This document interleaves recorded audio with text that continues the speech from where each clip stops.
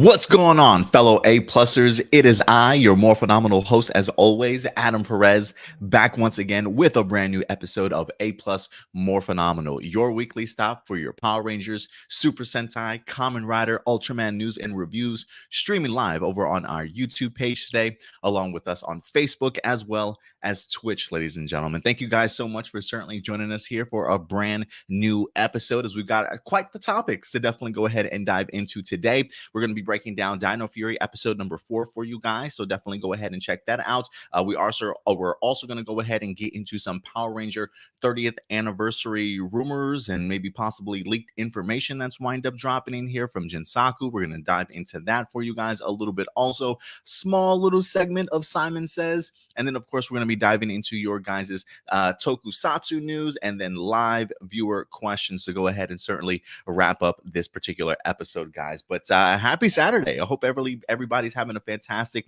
week so far. I know some of you guys were here pretty early in the live chat getting your talking on, saying some comments already. So thank you very much, guys, for your continued participation and certainly joining us each and every Saturday. And as always, certainly make people feel welcome if they wind up coming in sort of last minute to our live chat and so forth. But let me go ahead and give some shout outs to people that are certainly in here with us today. We got Marcelino Vasquez certainly joining us today. We got Enrique Perez certainly in the house. Good old Sexy certainly coming through. I'm assuming that's AJ as always. We got Blossom in the house with us today, along with Frankie. We also have Jordan here as well. And of course, we got Doomsday certainly joining us today also. So yeah, guys, if we have any late minute stragglers, definitely go ahead and let people feel welcome. But should be a good episode here. I'm really excited to go ahead and dive into some of the topics that we certainly have in store for you guys today. And I will say this, I do have myself a rather big channel update that I wanted to go ahead and speak with you guys in regards to. And it's something that we'll probably bring up week after week as we continue to certainly push forward with this Dino Fury review over on Netflix. But definitely a major channel update here. Something that I've had to really speak with. Who else we got in here? We got JB. Good to see you, JB, in here. We got Johnny in the house also. So Rob certainly coming through. Blossom says, how's your son? He's a little fussy today. He's a little fussy today, but he's doing great other than that. You know, the girlfriend's with him right now, watching him and things like that. We just fed him, so he's probably getting ready for a nap, honestly, here pretty soon. So he should be putting down any minute now. And of course, we got Edward Sanchez Productions in here. It's so good to see each and every one of you, man. So before we get into the topics and really going on with this episode of A Plus More Phenomenal, I do need to give you guys a massive sort of channel update in regards to A Plus More Phenomenal, certainly going forward. As I want to say, over the past 2 weeks or so, this has really sort of been on my mind. Something that I've talked with the girlfriend with, something that I've also talked with the rest of the A Plus squad. So that includes Stuart, that includes Indy. Haven't talked to the A Plus Opinions crew yet over on the Facebook page, but it is something that I'm going to bring to their attention. So look, guys, I hope I can get through this announcement. This has definitely been weighing on my heart for quite some time. You know, I should say it's something that's kind of been brought to my attention by the girlfriend a couple of weeks back. You know, the idea of trying to juggle you know, life and work can get extremely difficult at times, man. It truly can. You know, I already have a Monday through Friday job that I work 9 to 6 every day.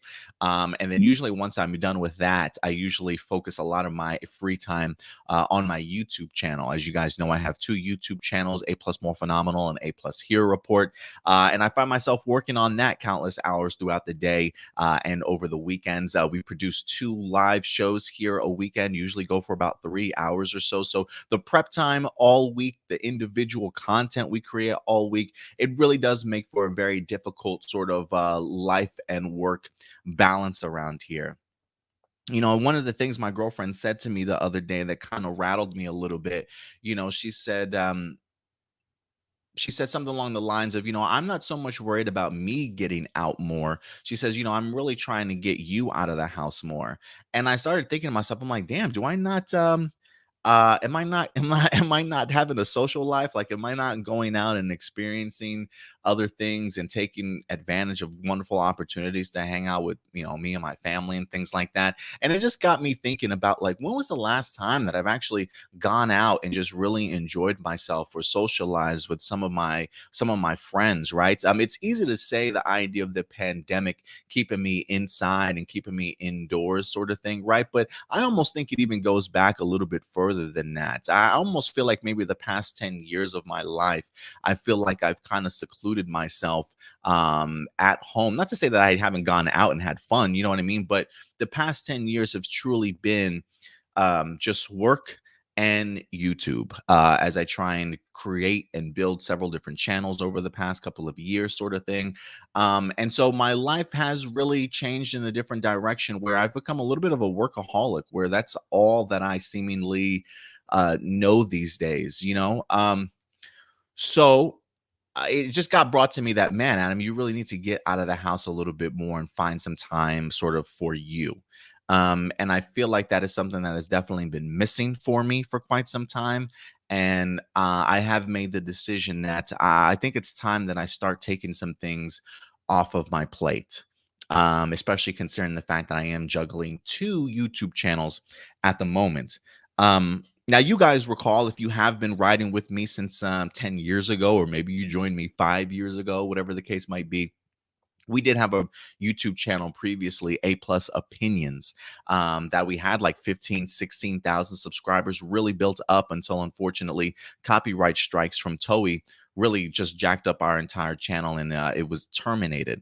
At the time, after it was terminated, the decision to go ahead and split up and do two YouTube channels really worked for me, creating Hero Report and also creating More Phenomenal. It truly, truly worked out for me extremely well.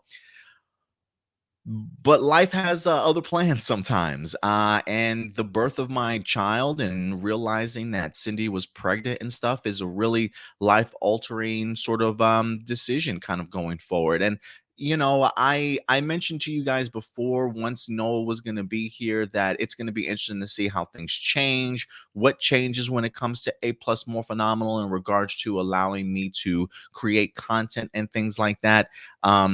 And I think that time has officially come, guys, for me to have to make a really, really tough decision in regards to what I'm going to do with the future of A Plus More Phenomenal, and taking some things off my plate. And so, as of today, I wanted to make the announcement that we will be ending the channel A Plus More Phenomenal for you guys. I am going to stop creating content for it within the next few weeks.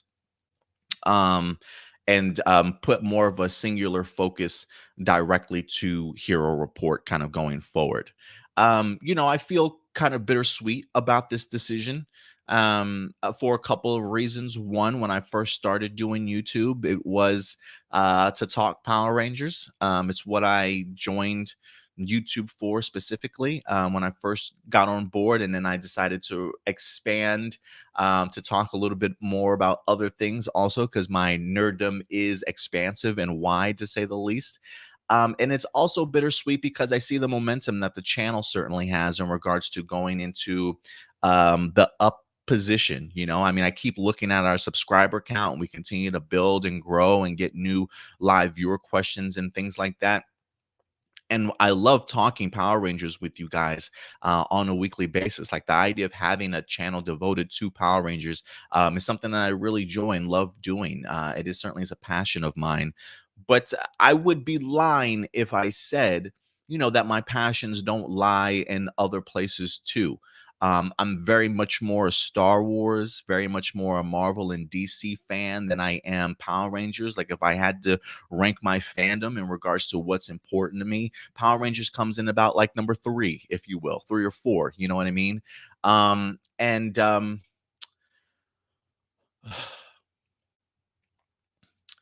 So for me, I think it's time that I wrap up More Phenomenal, If anything, the decision that I've made is that I am still going to review Dino Fury until I wrap up episode 11.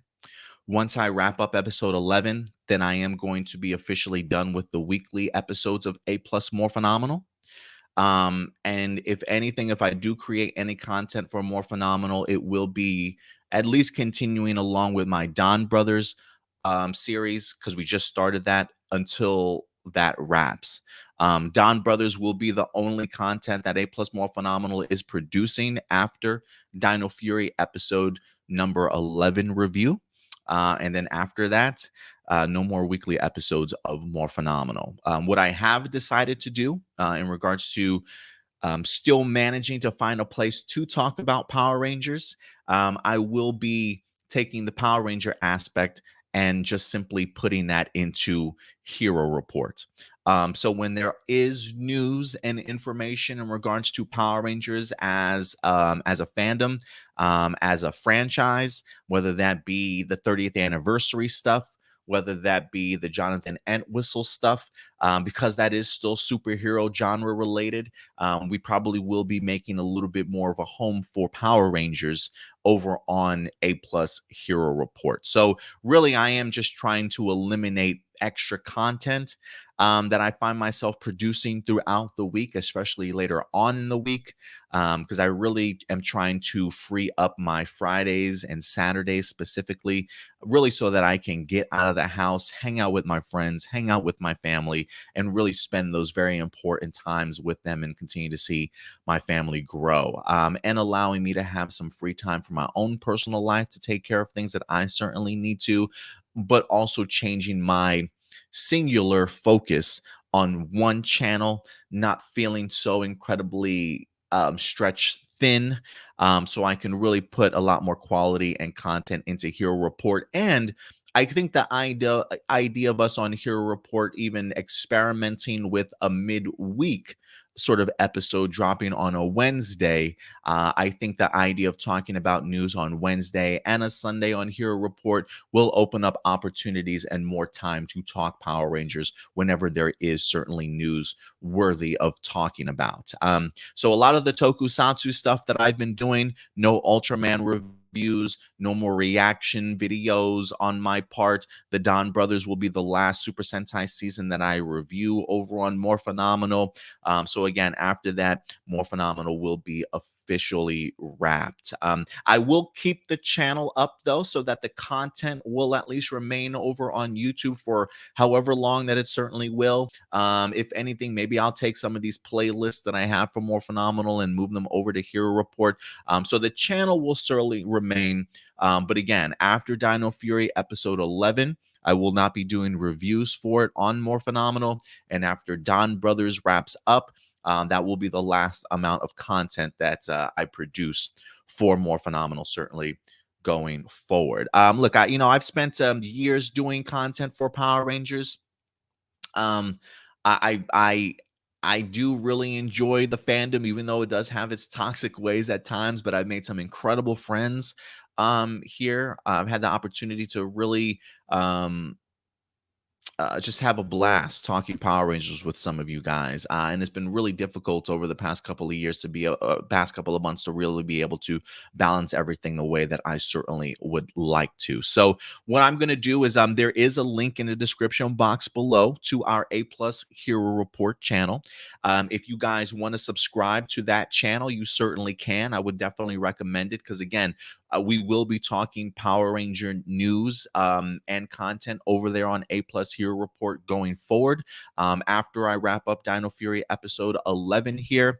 So yeah, if you do still want to go ahead and follow me and continue your news for Power Rangers, the Hero Report will certainly be your new spot. And again, if you are big into movies or television or Marvel or DC, maybe there's some topics that we can definitely talk about there as well. So yeah, man, it's gonna be sad to end A Plus More Phenomenal, but I do think for myself, for my family, it probably is the best thing for me, especially mentally, in regards to being able to take care of everything. But yeah, if anything, I'll still be on social media. I I'm not going to stop watching tokusatsu. If anything, I probably just won't make video content for it. If anything, I am certainly still on Twitter. Maybe I'll make some threads in regards to, Super Sentai episodes that I watch, briefer reviews, if you will. Maybe utilize the Twitter space to kind of talk about anything tokusatsu related over there. As far as like just creating video content and editing, no, when it comes to tokusatsu, unfortunately, all of that stuff will be departing. So yeah, guys, thank you very much for continuing to join me each and every weekend here at A Plus More Phenomenal. But I do think that it is time to put my focus on one particular channel and really open up some time and opportunity for myself and my family. So thank you very much, guys, for certainly being understanding. And hopefully you'll definitely continue to stick with me over the next couple of weeks as we wind up not only wrapping up A Plus More Phenomenal, but also the first half of Dino Fury, guys. So thank you very much for that. Let me just see what some of you guys are saying, and some shout outs to people that wind up joining me rather late. We got Video DVD in here. Thank you very much. Doomsday says, oh crap, I'm kind of upset that you're ending this channel, but also somewhat have an understanding of what it is that you're kind of going through. Yeah, I am upset too that I am ending the channel. Again, it is a very love-hate decision that I certainly have to make, but I do think that it is one that's all on me, because this is a decision that I've made. I have had no pressure from anybody else to certainly do this. You know, my girlfriend is extremely supporting in me of my YouTube stuff. She definitely believes in what I certainly do. But I think she appreciates sometimes, you got to make sacrifices, you know what I mean? To not only show the people that you love them, but also make the time that's needed for those type of things. And so I definitely think she appreciates the decision that I'm making there. Jordan says, man, the Power Ranger fandom won't be the same without you, but I respect your decision. Yeah, I think I'll always be linked to the Power Ranger fandom in some capacity. Just because I'm not going to be producing it on A Plus More Phenomenal doesn't mean that I won't be active in some way. It'll just be under a different banner of A Plus Hero Report, since Power Rangers are heroes too, and it makes perfect sense for me to still be talking about them in some capacity. But definitely, I wouldn't be surprised if I do take a couple of steps back of being as active as I certainly was before, right? Like, we don't really even talk comic books around here so much anymore. We don't really even talk toys. So maybe it's really just the movies and TV stuff that we kind of talk about on the Hero Report kind of going forward. And any additional thoughts that I have in regards to tokusatsu shows or anything like that will probably be posted over on Twitter for you guys. So we'll still have a hand in Power Rangers, but maybe just not as active in the community as far as like, that's a Power Ranger dude, you know what I mean? So yeah, but we got plenty of content creators out there. Hawkalees, Dom's Rider, Airlim, SD, Ranger Liz, Ranger Command. I mean, the list goes on and on. I mean, there's just so many content creators out there that are doing phenomenal work. So definitely keep it up, guys. Blossom says, I'm going to miss this. OGs. Oh, Jody, I understand, dude. Sayz, you're my friend. Someone's got to support your decisions. I really appreciate it, Blossom. And we talk on the side too as well, and we all keep in contact. So if you guys still want to continue to, like I said, continue to communicate with us outside of the channel, the Discord is a fantastic opportunity to go ahead and certainly do that. So definitely follow us and join us over on our Discord. It's a great way for us to continue to communicate. Again, I will keep the A Plus More Phenomenal channel up. But if anything, I just won't be producing new content for it after. I think, if anything, we'll probably wrap up Dino Fury in about 7 weeks, I think. So maybe about 6 or 7 weeks of new episodes of A Plus More Phenomenal.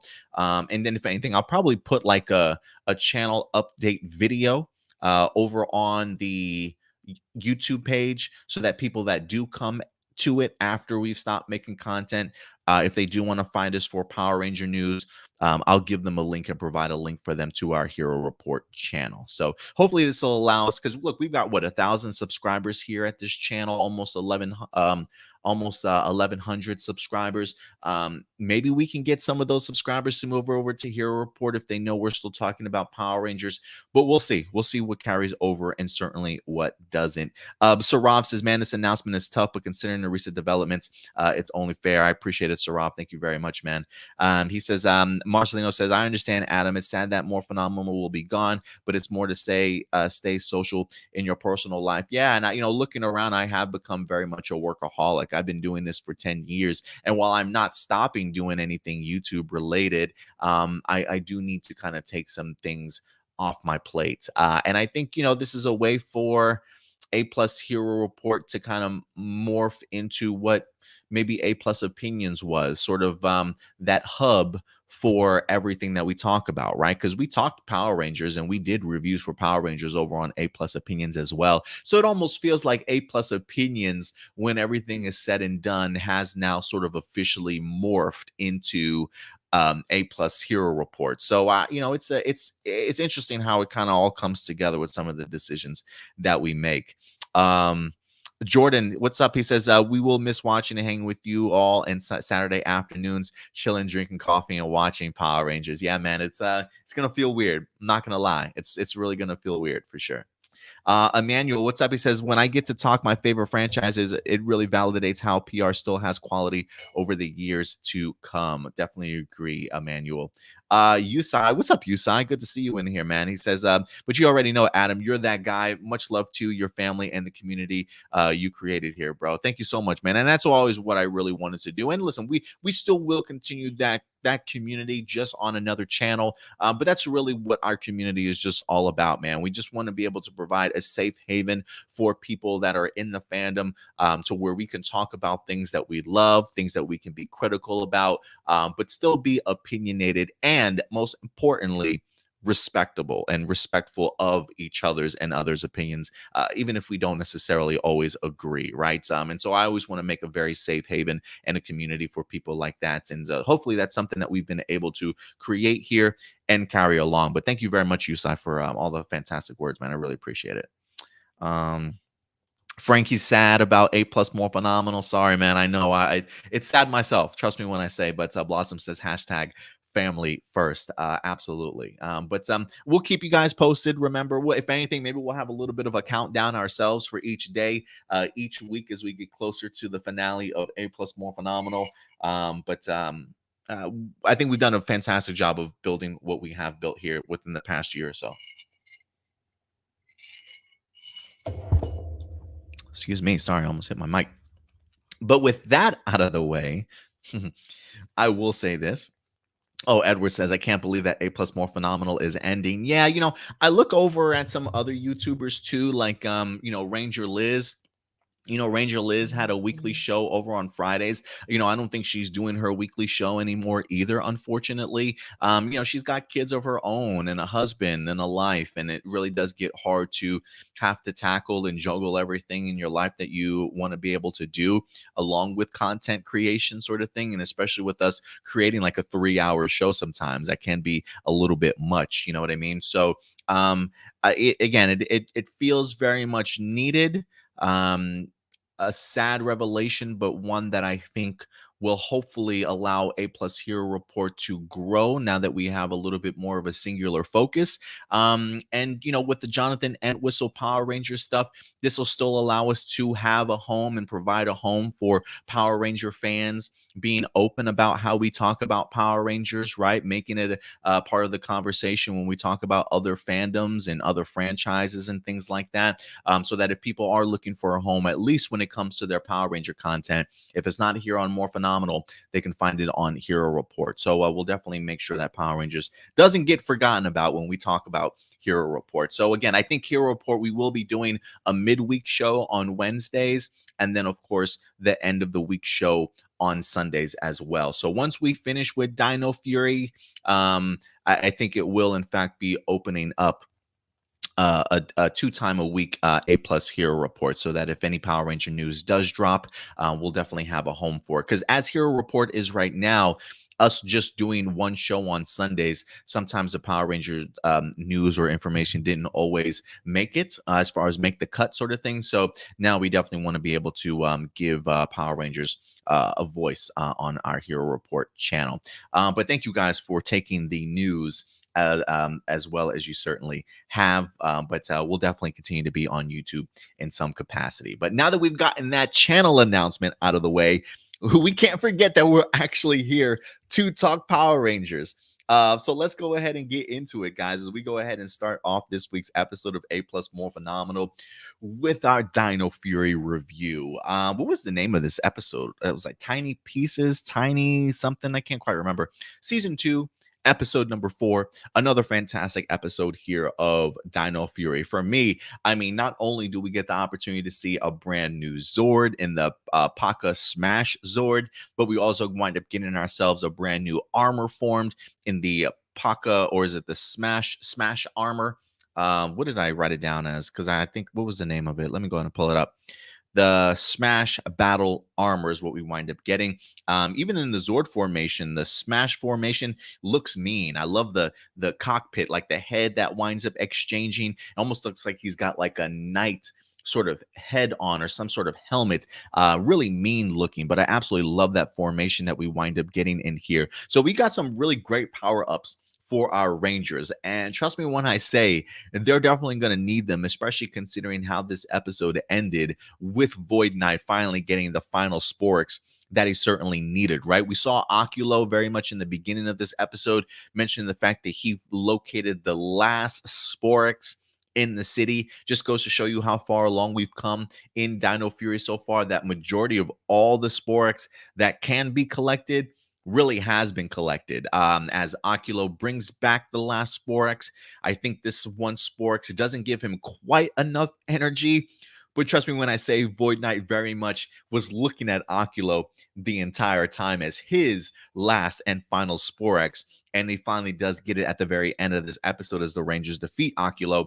And he winds up actually using that to go ahead and charge up his machine, which I love his line. He says, "If this isn't enough, you better run." I'm like, oh shit, Void Knight's about to whip some ass if this don't work. But the fact that we get the opportunity to see Santaura Awakens, in my notes, all I have is, oh shit, like things are about to get crazy around here. And I honestly don't even know if Void Knight's ready for it himself, honestly. Like I almost started episode 5. I almost pushed play on that episode to go ahead and see what happens.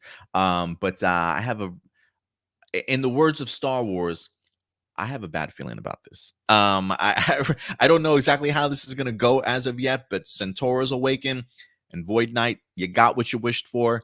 I hope it's everything that you wished for. I truly do, but we'll see what happens in that regard. So power-ups very much needed with a new villain, it seems, now in our wake. And if anything, we'll see what happens when we get into episode 5, when she actually awakens. I'm assuming she's probably going to turn into that Madame Noir form that we've kind of seen. That's something that we've speculated around here for quite some time.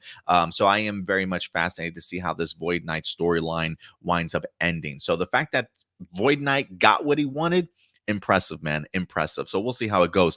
But a couple of things in this episode I really enjoyed. I had fun with this episode. I really did. The Ranger training I thought was a really great look, and the opportunity to see everybody having their swords out, having, playing some fun games along the idea of training. I think they wind up attaching a balloon to their wrist, and really the idea is, hey, if yours pops, you're out of the game. Interesting that Zeta was very much the first person out, but I will say this, props to Ali and Amelia for being the last two standing, which if you ask me, I think is rather fitting considering that these two were the first two Rangers that we had when it comes to Dino Fury. Them being the first ones to kind of discover their powers. They've been training with Zeta the longest. It kind of makes a little bit sense that if there's any two that are going to be standing as the last, it's definitely these two. And, listen, I'm kind of shipping these two a little bit also, so I've got some skin in the game. So it's actually pretty enjoyable to see how that wind up happening. But at the end of the day, though, it is Ollie that winds up winning. But really fun little training session that they wind up having. And I'm glad that creatively, when it comes to storytelling purposes, that Simon Bennett has added these little sessions of training. I think that they really do sort of go a long way. But one person that's not training, good old Ion, who clearly, look, does he need training? Probably not. He does make out a good point that, look, and I've been a ranger as long as some of you guys have been, right? If not longer. I've been a ranger before you guys were even born. I mean, that's literally an excuse that he can definitely utilize if he wants to. But he's really taking this opportunity in here to celebrate the snacks. Operation Earth Snacks is what he calls it in here. And I thought Jordan Fight just shined in this episode, really getting the opportunity to showcase his humor, his lightheartedness, if you will, his relationship with Paka, that we get introduced to baby Paka, or the Paka Smash Zord that they originally think that it certainly is. I really enjoyed his relationship and his bond, if you will, between baby Paka. But seeing Ion get the opportunity to enjoy some snacks, the everlasting Don Oot. I love me a good Don Oot from time to time. I was actually just thinking about one this morning, thinking to myself, man, I wonder if we got like a bakery around here that opens up at like 6 in the morning. I really could use one. But Ion was just on his game in here in regards to his humor. The idea of allowing him to kind of even break the fourth wall, talking directly to the camera as he gives his best sort of infomercial pitch with the Dino key. I really just thought it was really genius. I'm really enjoying just the creative nature of Dino Fury so far this season. Just the idea of this cast and crew just doing things differently, changing the formula around, and just really having fun this season. That's definitely what I get from it. So I absolutely love the continued expansion of Ion, getting an opportunity to see his personality and his fun-loving side, but a little bit of an immature side, unfortunately, because his relationship with Paka doesn't necessarily go so well in here, as we come to discover it's baby Paka and not necessarily the Paka Smash Zord that this guy was used to hanging out with, right? Like all episode long, that's all he can talk about. It's like, she knows me, right? This bond between us is something that can't be broken, sort of thing. And yet it's treated very much like a kid that just brought in a dog off the street, just this untrained dog that just pisses and runs all out around the house and breaks stuff, sort of thing, right? It's like a kid that can't control his dog is kind of the relationship that I see with Ion and Paka in here. And it really works for me. It really works for me. Even the opportunity of getting to see Ollie and Ion work together in here as they search for baby Paka sort of really went a long way with me. Getting the opportunity, I think even seeing the Dino keys used in here by Ollie really went a long way.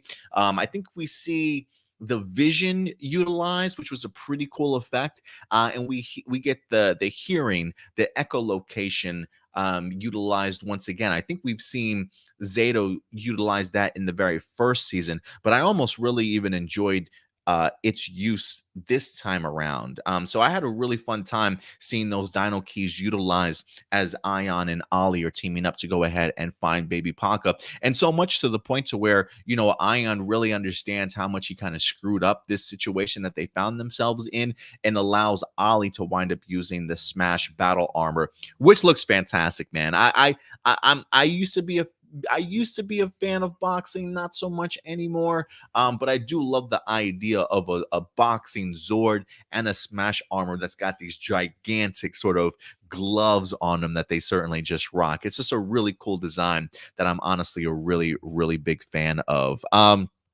But yeah, it seems as though for the most part, Ion winds up learning his lesson this episode, mentions the idea that he's more open to listening and training more with the team. It seems that he's learned his lesson, and he even mentions the idea that experience doesn't always count for everything. So a good life lesson for somebody that was pretty confident very early on in this episode, and it kind of just all went to shambles very, very early on for him in here. But the Paka Zord, incredible Zord. Really love the design. And we come to find out in this episode specifically, I wrote this down, that the fact that she's a baby Paka Zord emphasizes the idea that these Zords can reproduce. The fact that I think Ollie's like, that's wild. Yeah, it's fucking wild. It's pretty unbelievable. Another first for the season. Not quite the first that I was hoping for or thought we would get, but this season is full of firsts. And the fact that we've got some Zords, having sex and popping out babies, um, okay. I mean, I mean, as long as I don't see it, I'm cool with it, I guess. You know what I'm saying? As long as we don't have nothing on like a Nature Discovery Channel, don't give me no mini series special Hasbro, how babies, how Zords reproduce. I'm good. Other than that, I just needed to know that information, and I'm good. How it all works, I don't need the details, but I'm good. Action was pretty well handled in here, if you ask me. Also, and I a side mention in here, I did really enjoy the shot that we wind up getting. There's a shot in here of Ion and Ollie running along or down a creek as they're searching for baby Paka. I do love that transition from our Rangers fighting to seeing these two run, and you get to see the quick demorph transition for Ion. And I thought it was actually a pretty cool little quick little transition that they went from the fight to that shot. From the demorphing into his civilian mode as they're running down. I thought it was actually a pretty cool brief demorph that we wind up getting. But overall, I thought it was a really lighthearted episode, fun for the most part. Amelia's reaction alone to Baby Paka was out of this world. Her very first words, "Oh my god, it's so cute!" Like it literally just felt like she was gonna explode out of her body with how cute the Baby Paka certainly was. And I gotta even give the special effects group some props. I really did think that they presented Baby Paka in a fantastic manner. I think visually she looked great, and a really great blend between, I felt, practical effects like an actual Paka figure itself and a blend with CGI. I thought they did a really great job mixing the two to really bring Paka, Baby Paka, to life. So overall, fun episode, one that I thoroughly enjoyed. A great reason to give our Rangers a power up, especially just in time for us to get ourselves a brand new, very threatening villain that we're about to get experience to in the next couple of episodes. So, perfect timing overall, great character work, and really just continues to make me fall in love with these characters and the development of the story so far. And we did have ourselves a Zord battle in here too, which was a nice change of pace from over the past couple of episodes that we've gotten. This isn't our first Zord battle of the season, is it? I don't believe so, but maybe it might be. This might be like the first or second Zord battle that we've gotten, because I feel like they've utilized so much original Zord footage, putting our Zord in like realms and digital spaces or wherever the case may be. So it was kind of nice to kind of see the formula of Power Rangers episodically continuing to change. So shout out to Simon Bennett for continuing to always put sort of his best foot forward. But overall, again, not too bad. Not too bad. Enjoyed this episode for sure. And really looking forward to what we wind up getting next week. So we will be reviewing episode number 5 for you guys. And if anything, trust me, remember, at the end of the day, these are just simply my A+ opinions, but I certainly want to go ahead and know yours. What did you guys think about episode number 4? If there's anything that I missed, character moments, character development moments, storyline details, also you guys want to further talk about, let your thoughts be known in the live chat or the comment section box below after this video airs, and we'll definitely go ahead and continue that discussion. But let's go ahead and dive into discussion mode as we go ahead and get some of your guys' thoughts into this week's episode. Let's see here. Blossom says again, Void Knight is scarier than normal. Yeah, he is bringing that intensity in here. I really do appreciate it. And again, I love that line. If this doesn't work, you better run. Yeah, I'm not sticking around if that don't work. Not at all. Blossom says the Ranger training was pretty cool. Ali and Amelia are officially the strongest ones on the team. I wouldn't know if I would call it they're the strongest ones on the team so much as maybe they're just, I don't want to even say the more experienced, but maybe the more experienced, if you will. Ion is really crazy when it comes to human food. Yeah, I love the when he's trying to do the grow big thinking that he's changing the Ponkazord into something bigger. I love the fact that he misses and he hits the whipped cream. I feel like Power Rangers has like the best prop designs. Who makes these props anyway?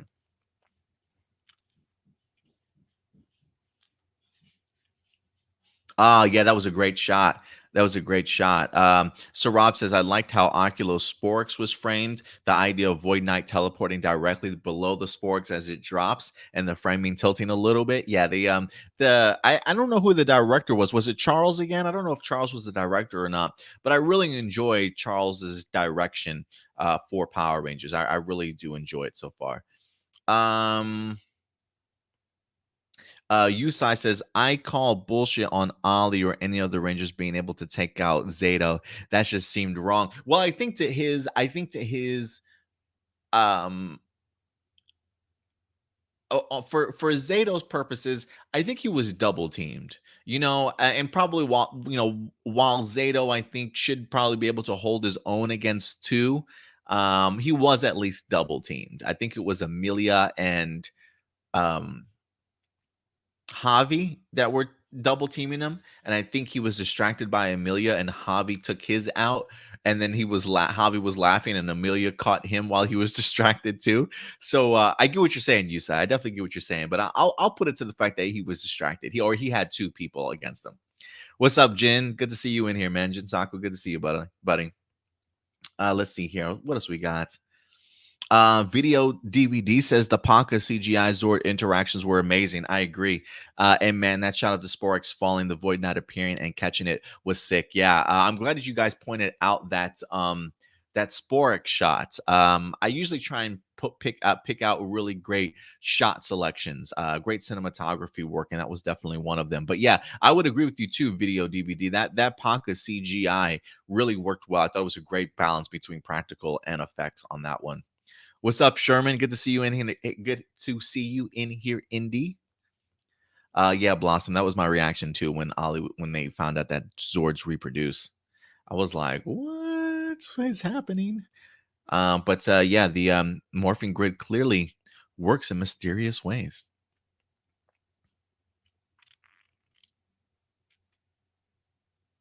Let's see here. Doomsday. He says, yeah, I didn't think we would somewhat be seeing Zords reproducing. Frankly, didn't even know the Zords could give birth. I mean, again, this is a first. This is the first time that I'm personally ever hearing of it. As long as they don't show us, I'm cool. I'm cool with whatever decision they decide to make. Blossom says, I like how the smash key was like gauntlets, just like the Green Ranger from Flashman and his prism knuckle attack. Yeah, that prism knuckle. Yeah, it's definitely a great reminder of that.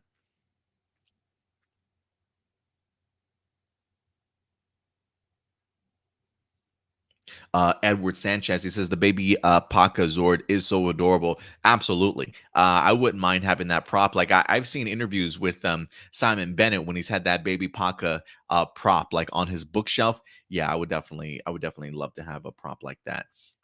It's one of those things where it's like, man, baby Paka, I'm wondering if he's gonna give baby Yoda a run for his money or not. I feel like younger, like baby versions of certain characters are like the thing these days. So yeah.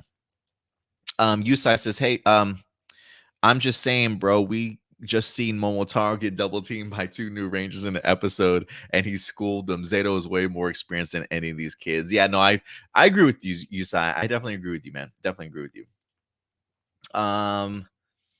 Let's see here. Emmanuel says, I love Baby Ponka. I'm like, when did it appear? Oh, right, 65 million years ago. Esker Roma, good to see you in here. He says, Ollie, next episode lesson, I think about episode 7. Okay, I'll pay attention to episode 7 then. Let me see here.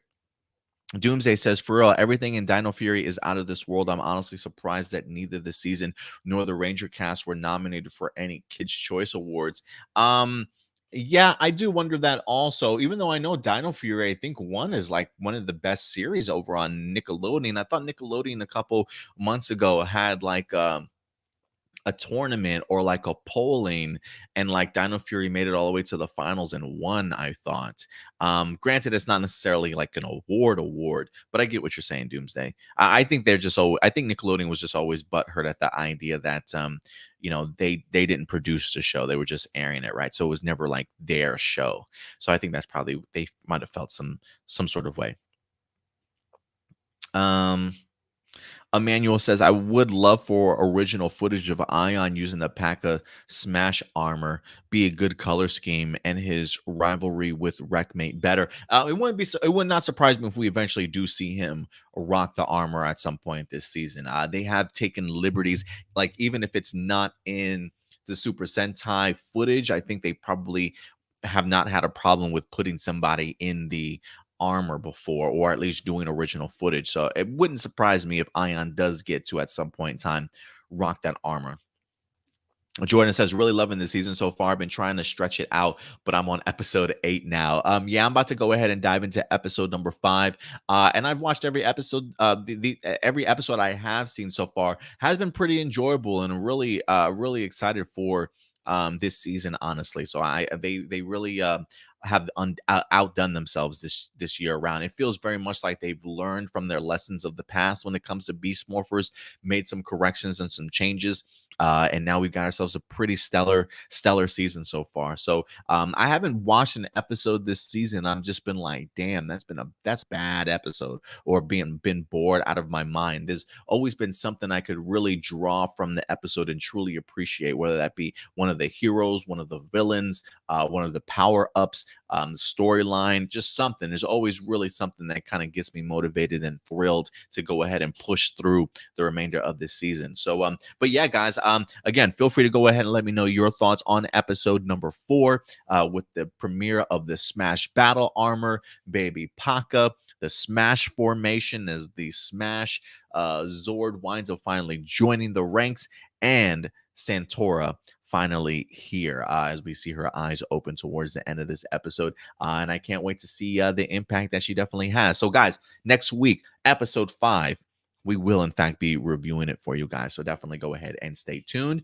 And go ahead and let your thoughts be known about this week's episode in the comment section box below if you have any other thoughts. But with that, guys, that will wrap up our Dino Fury review for today. So thank you very much, guys. Speaking of Dino Fury, we do have ourselves a little bit of a small segment of Simon Bennett, which is going to be a little bit of a bummer, man. You know, Simon, with us saying farewell, I think we've only got like 7 more episodes left of Morphinominal. It's a little sad that I may not ever get to have you on this particular show, but I might try in the future, my guy. So come with us, if you will, for another segment of Simon Says, as we dive into something that Simon Bennett wound up posting this past week. And that is in regards to officially wrapping up Dino Fury, the 29th season of Power Rangers. He's been working hard in post-production, trying to put the final touches on the season of Dino Fury for the second half of season 2. We currently still don't have any release date for the second half of season 2, but post-production seemingly has wrapped up, and hopefully Netflix will get these episodes sooner rather than later. But I wanted to go ahead and highlight some things that Simon Bennett said. It kind of feels like a farewell, but we'll see. Let's go ahead and dive into this, and you guys let me know whether or not you think Simon Bennett is done with Power Rangers, or if he plans on returning at any point in time in the future. This is Simon Bennett at Pukina1. Hashtag Dino Fury Season 29 finale done and dusted. It's been a joy to have had stewardship of the show. Kudos to the writers, cast, production crew, and post-production staff. You should all be very proud of this, and thanks to Ranger Fandom for keeping it interesting. It's been a blast. Yeah, interesting to say the least. And he also says, and special thanks to Chip Lynn for trusting me with the gig. So yeah, man, it seems as though Dino Fury Season 29 is completed. And this feels very much like a farewell from Simon Bennett. There's a part of me that's truly hoping that that's not the case. We do know that we do have a 30th anniversary um, um, project currently in the works. If there is any man behind the scenes that I would love to see working on that, it would definitely be Simon Bennett. Now, look, um, he could be done with Power Rangers. The fact that he says it's been a joy to have stewardship of the show. I'm glad that he's enjoyed his time there for sure. It doesn't say he's saying farewell, but it feels very much like a thank you, at least, to the writers, cast, production crew, and post production for certainly what he's done, for all the hard work that they've done. So it does make me wonder who's working on the 30th anniversary. Is this Simon just saying thank you for those that worked with us on Dino Fury? Hey, I'll see you guys later on this 30th anniversary special that we're kind of doing also, or are they putting somebody else sort of behind the scenes to do it also, maybe bringing in a new writer and director? Because from everything that I've heard, I don't believe that this 30th anniversary is connected to the Jonathan and Whistle stuff at all. So I am kind of curious if he even had any say in the matter as to what's going to be happening in the 30th anniversary, or if this is Hasbro really just doing something creatively special. And so it does make me wonder if Simon Bennett has plans on returning to do that, because now that Dino Fury is done and wrapped up, I do wonder where his talents will certainly take him next, if anything, in the words of LeBron James. So thank you very much, Simon Bennett. If this is your last outing as a showrunner for the show, thank you for making the last bit of Power Rangers, sort of as we've known as a franchise, extremely worthwhile and something worth coming back for each and every weekend to thoroughly enjoy and find that love again for Power Rangers, if you will, and doing a fantastic job of taking, I think, people from the fandom that might have quit on Power Rangers years ago for finding their joy once again and coming back into the franchise. I think Simon Bennett has done wonders, especially his teaming up with Chip Lynn for Beast Morphers. I think they've really helped change the trajectory of Dino Fury, or I should say Power Rangers, in its last hurrah, if you will, before we get the reboot and reimagining. So, while this definitely feels like a farewell from Simon Bennett, I am keeping my fingers crossed that this is more of a, hey, thank you guys for everybody's hard work. And that's really about it. And again, I'm keeping my fingers crossed that he is coming back for at least future projects. But we'll see. We'll see. But I am kind of curious to know what you guys think. Seeing this tidbit of information and this farewell from Simon Bennett, do you think that this is, hey, I'm done with Power Rangers as a whole, or do you think that this is just a thank you to everybody and he plans on coming back? I I will say this. There was a part of me, I don't really know where I stand. A couple weeks ago, one of the things that I mentioned was I heard something through the grapevine, if you will, or somebody said something to me that made me think, at least, that Simon Bennett might be returning for this 30th anniversary. I'm still kind of inclined to believe that. But when he came out and posted this on the 28th, I'm not gonna lie, it did make me kind of question whether or not that is in fact the case. The idea that he's like, yeah, thanks to the Ranger fandom for keeping it interesting. It's been on blast. Like, I feel like that's just the type of stuff that you say when you're really, really ready to leave like a franchise or a fandom behind, sort of thing, right? Like, I've done my work. I've done my job. It's been a blast, guys. Thank you very much for the memories. You know what I mean? This feels very much like a farewell. So I don't know if it's meant to sound like that because he's keeping it tight-lipped that, hey, I'm returning for the 30th anniversary. Who knows? I personally would love Simon Bennett to definitely return. He understands the franchise. He's got his fingers certainly on the pulse. If you are going out, if 30th anniversary is going to be like the final time that we kind of get Power Rangers in this capacity, I really do hope that they bring Simon Bennett back now that he's done with Dino Fury. But let me ask you guys, would you like to see Simon Bennett return? Do you think that this is farewell for Simon Bennett? If it is farewell, how have you liked his run on Power Rangers so far, whether that be directing in Beast Morphers to show running in Dino Fury? Which truly stood out to you in regards to Simon Bennett and how he's handled the fandom and the franchise in general? And how do you read what Simon Bennett says? Do you think that this is a farewell, or could we possibly see him back for a 30th anniversary? Let me see what you guys are saying. Blossom says, I'm going to miss his imagination. Absolutely. Totally agree. Blossom says, Simon was amazing for Power Rangers. Totally. Doomsday, I'm going to miss Simon says. Yeah, this Simon Says segment for sure. Yeah, I am going to miss that also. But, listen, it may not be as fun if Simon's not, if Simon decides not to certainly return. Unless, there's somebody else named Simon that's on the Power Ranger production team kind of going forward. Let's see here. What else do we got so far? What else are you guys saying? So Rob says the man has knocked it out of the park with Dino Fury. Completely agree. You can see a lot of his past experiences with his other shows really coming into play.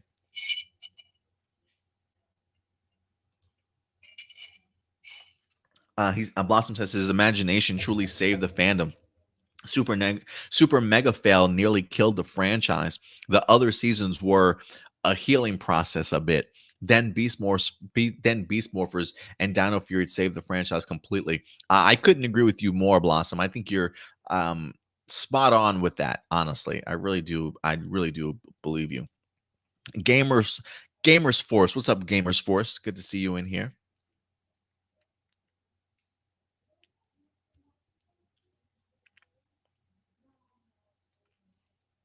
Jinsaku says, what I miss? We're saying farewell to Simon Bennett. I am kind of curious if you are in here, Jinsaku, whether or not you've heard anything in regards to who the writer or the showrunner for the 30th anniversary project is going to be. One of the things that we were just talking about in here was my hope and keep my fingers crossed that while this does feel very much like a farewell to the Power Ranger franchise, there is a part of me that's hoping that Simon Bennett does have plans on certainly coming back. It is one of those things where, who knows, maybe there are some people in the 29th season of Dino Fury that maybe he's not going to be working again on whatever his if he is working on the 30th anniversary, right? Like I do wonder if he's going to be bringing somebody in differently to kind of help out in certain situations, maybe because the timing of the filming is such a shorter period of time. Maybe he's not going to be able to revisit with this particular cast and crew, everybody necessarily coming back. You know what I mean? So I can see the idea of saying farewell and wrapping up your stuff for Dino Fury, but still the option of maybe coming back for like a 30th anniversary, especially if you don't know who's coming back crew wise or who else is going to be teaming up with you for this project. You know what I mean? So I do think there might be something there. Jinsaku says, I'll know within the next couple of weeks, and I'm sure we'll definitely keep you guys posted with more information. But it will be a sad day if Simon Bennett does in fact decide to go ahead and drop off or not. So we'll see. Jinsaku does say, I'll be in the investor call and I'll ask some questions on Power Rangers. Yes, please. That would definitely be appreciated. Wait, you're in the investors call? How do you get in the investors call, bro? Man, you got them connections. Like you're going to be on the actual phone line asking questions and stuff. The next question comes from Jinsaku over on Twitter. What's the question that you have for the new CEO? So yeah, get your questions ready, bro. Get your questions ready, bro. Let's see here. We got Datilla in the house. Hey, Adam, sorry I'm late. I'm catching up on the Hall of Fame. Oh, from WrestleMania. Yeah, it's going to be a crazy weekend. Once I get done with A+ Morphinominal today, my mindset is going to be switching directly over to college basketball and WrestleMania today. So it's going to be a crazy, crazy weekend. But let me know your guys' thoughts in here. Are you going to be sad to see Simon Bennett go? Do you think Dino Fury is the last we'll see of him? Or do you think he'll have some hand in the 30th anniversary? I'm keeping my fingers crossed that he is. Let me know your thoughts in the live chat or the comment section box below, guys. And with that out of the way, we will move on to more information, specifically in regards to the 30th anniversary. That's right, guys. It's going to be here before we know it. As more news is certainly going to be headed our way here rather soon. As you guys mentioned, or as I say, as Jinsaku mentioned in the live chat, if anything, we will be getting ourselves an investor call sometime this month.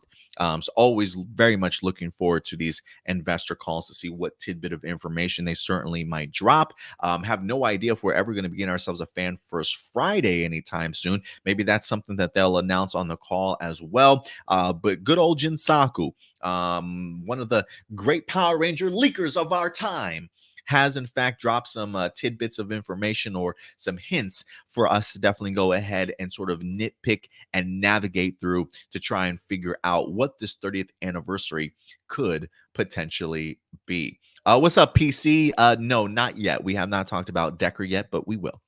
So let's go ahead and dive into this topic here for the 30th anniversary and see exactly what Jinsaku has in store for us this week. And I have been talking with Jinsaku. I think one of the things we're going to try and do is he did mention the idea of a deadline interview with Jonathan Entwistle, hopefully dropping here within the next couple of weeks. Once that drops, I'm probably going to have Jinsaku on. Probably, if not A Plus More Phenomenal on Saturday, then on Hero Report on Sunday to go ahead and pick his brain in regards to the development for Power Rangers. So see what I'm saying? When I say we're transitioning from More Phenomenal to Hero Report, we still will be talking Power Ranger news, at least over on Hero Report from time to time. And maybe Jinsaku can be our own personal Power Ranger insider, our own insider, and have him come on from time to time to talk some Power Rangers with us. But Jinsaku this past week on March 29th over on Twitter wind up dropping some photos along with some details here. So one new female ranger. One new female ranger. He also emphasizes the idea that the rest of the team is consisting of past rangers, so rangers that we have definitely seen before. He mentions the idea of new original suits, not Kikainoids. So this looks like it says 30th anniversary, some of the things that he has. So new female ranger, right? So it definitely feels like we are getting at least a female ranger in that regards. I mean, if you look back at the scripts from Mega Power Brazil that they wind up dropping, right? We did have ourselves was the character name Yen. Now, whether or not they still stick with that name as we go into the 30th anniversary, who knows? But it seems as though Yen will probably be that one new female ranger that they're referring to. So it seems as though that's going to be the buildup of the team. A new female ranger with the rest of them being sort of past rangers. It does make me wonder, like, are we literally creating a brand new Power Ranger team within this 30th anniversary, if you will? And then he also says new suit. So we've got the one new female ranger. And then we also have the theory and the idea of past Rangers certainly coming back. But it also says new original suits. And I find these interesting because we have a shot from Zenkaiger here, along with another shot of Zenkaiger, but in different colors. Now, I did reach out to Jinsaku here this past week, this weekend, to maybe get a little bit more insight. One of the things Jinsaku mentioned to me in here was that, even though they're going to be new original suits, that they might be matching suits. And I think that's why we're getting the same variations here of the same suit, but just in different colors. So it feels very much like we might have ourselves a new female ranger that will in fact be the lead, possibly getting itself a new original suit. And even though we've got ourselves past rangers that are definitely going to be coming back, it seems as though they may be getting brand new suits themselves in attire to possibly match the female Red Ranger that we certainly have. I am fascinated by the Zenkaiger photo in here solely because of the fact that one of the things that we've been emphasized on for such a long time was that when it comes to Hasbro and the rights that Hasbro certainly has, that they only have the rights up to Real Soldier and anything before. So I am kind of curious as to whether or not they are going to take maybe some liberties and maybe utilize or improve upon sort of the Zenkaiger costume itself. And similar to how we've got in this photo, how you could say like we've got Kato as the rainbow colored one. Maybe we then have the other past rangers to be, say, the red, green, yellow, blue, purple version, right? Or maybe for all we know, oh, did I go ahead and yeah, I just messed that up. There we go. Or who for all we know, maybe this is the new Red Ranger costume that we'll actually have here. And the other suits that we get, maybe they're just copies of the Zenkaiger suit in different colors. I have no idea, man. This is probably one of those speculations that definitely have me sort of scratching my head a little bit more in regards to this, but one that I'm really fascinated with. I don't know if Jinsaku is still in here or not, but I would definitely love some further clarification if you are Jinsaku and what you have. I'm definitely not under the impression that this is a Zenkaiger adaptation. When he says new original suits, I am still very much under the belief, like he says, not Kikainoids, right? So we're not getting the Kikainoid suits. So I do wonder if these original suits will just be matching suits of the Zenkaiser,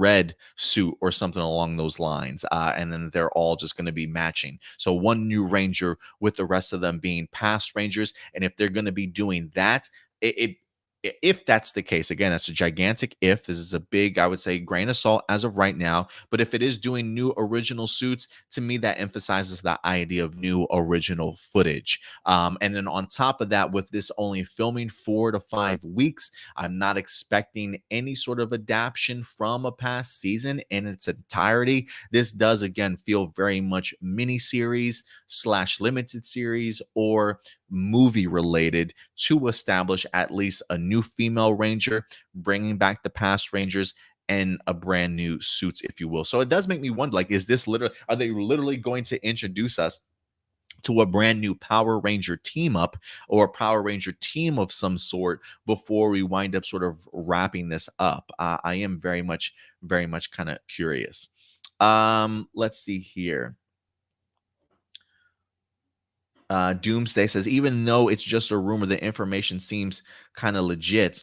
Jinsaku says, I'm hearing villains could be from Zoojer, Tokuger, and Q Ranger. So maybe it's a combination. This feels very much like it's a combination of like, so what haven't we used yet? And what can we still use, right? Like the idea of utilizing a Zenkaiger suit, I can see that, even though they may not necessarily have like the rights to utilize footage and all that good stuff. I do wonder if Toei maybe has allowed them to maybe at least borrow, say, the suit designs, and then they create the rest of the suits themselves and really just create something original and unique. So really the only thing that we're utilizing from Zenkaiger is just the suit itself. And then utilizing villains from past seasons that we can still utilize. Zoojer, Tokuger, Q Ranger, because that fits in line with some of the news that we've been hearing so far. Jinsaku also says no Rangers has been cast yet, so the sky is the limit in regards to who returns.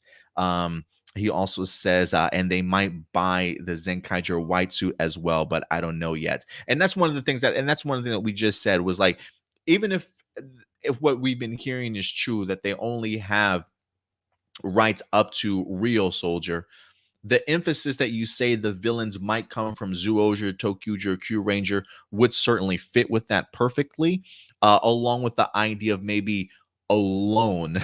Can you loan us this Zenkaiger suit at least, and then maybe here in the States we can create something on top of that.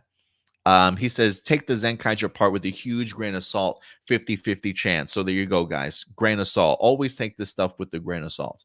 So 50-50 chance as of right now. So, look, Zenkaiger suit or not, it'll be interesting. I think the idea that I still think maybe new original suits could definitely very well be the key.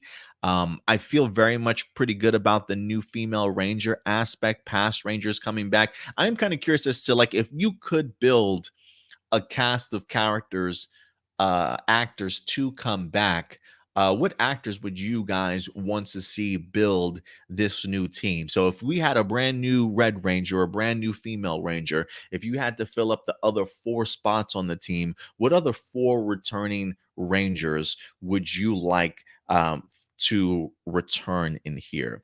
Even if they did the Zenkaiger stuff, even if they didn't do the Zenkaiger stuff, I think they could still get away with this as a premise.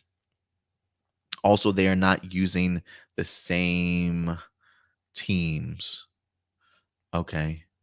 So I'm assuming, okay, I get you. So I am really fascinated in this. I truly am. This feels Super Sentai Strongest Battle esque to me. Um, with the idea of introducing us to one singular character, because I think in that was Yamato, if I'm not mistaken. We kind of saw things through the eyes of Yamato and got introduced to past Rangers, even though Yamato at the time was considered a past Ranger, right? He wasn't the most current one. I think it was the Pat Ranger Kichiro that was the most current Red Ranger at the time that wind up getting the invite to the tournament, and he wind up jumping on board and kind of falling and being thrusted into the storyline with other supporting Rangers. This does have a feeling of like Forever Red too. The idea of like Cole being the new Ranger at the time, being thrusted into an adventure with other Rangers, minus his entire team, right? So I am kind of curious as to um who this new Red Ranger character is. Um, are there bigger things in store for her kind of going forward, right? Like I can almost like I would be fascinated to see if this 30th anniversary, maybe not while directly setting up Jonathan and Whistle stuff. I do wonder if this will then set up something for kids programming in the future that Hasbro continues to still want to do. Like, I do wonder if this is only going to be the sole appearance of the Yen character, or if this will establish her as a Ranger, and maybe after this encounter or situation, maybe she then will get thrusted into a kids programming series and be the leader of an actual Ranger team or something along those lines. I am curious to see how this can really be morphed and utilized as a wrapping up, and then maybe as a looking forward to the future. Jin Saku says, I to be honest, I hope she becomes Zen Kaiser. And other Rangers have different colors Zen Kaiser suits, but that's my hope.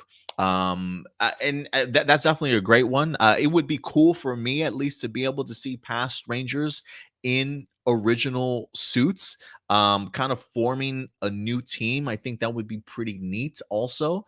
But I would be open also with the idea of Yen being the only person that gets sort of her own costume, and then all the other past Rangers come back in their own past costumes too. So we'll see what happens. We'll see the direction that they want to. As Jinsaku said, take some of this as a grain of salt for sure, until we get actual confirmations. But nothing wrong with certainly speculating, and especially when you've got some sources out there and can't give everything certainly away. So should be interesting to see what actually comes to fruition and what we wind up getting when it comes to the 30th anniversary. But I do think some of this stuff is definitely spot on. I mean, I definitely agree with the new female Ranger. I definitely do think we'll get some past Rangers for sure. I think it's really going to come down to what the costumes are really going to look like, and really what this 30th anniversary is trying to establish for itself, and how Hasbro plans on certainly using it. So I'm kind of curious to know what you guys think. With all the rumors and speculation that you guys have been hearing, how would you like to personally see this 30th anniversary sort of crafted? So again, I'm definitely not insinuating or confirming Zenkaiger being officially adapted. We've already mentioned the idea of Real Soldier and the rights that Hasbro only has the rights up to. Could they pull some strings and get maybe one of the suits that are not Kikainoid into the show? I wouldn't call it out of the realm of possibility, but again, I would definitely put that as a grain of salt, simply speculation at this particular point in time.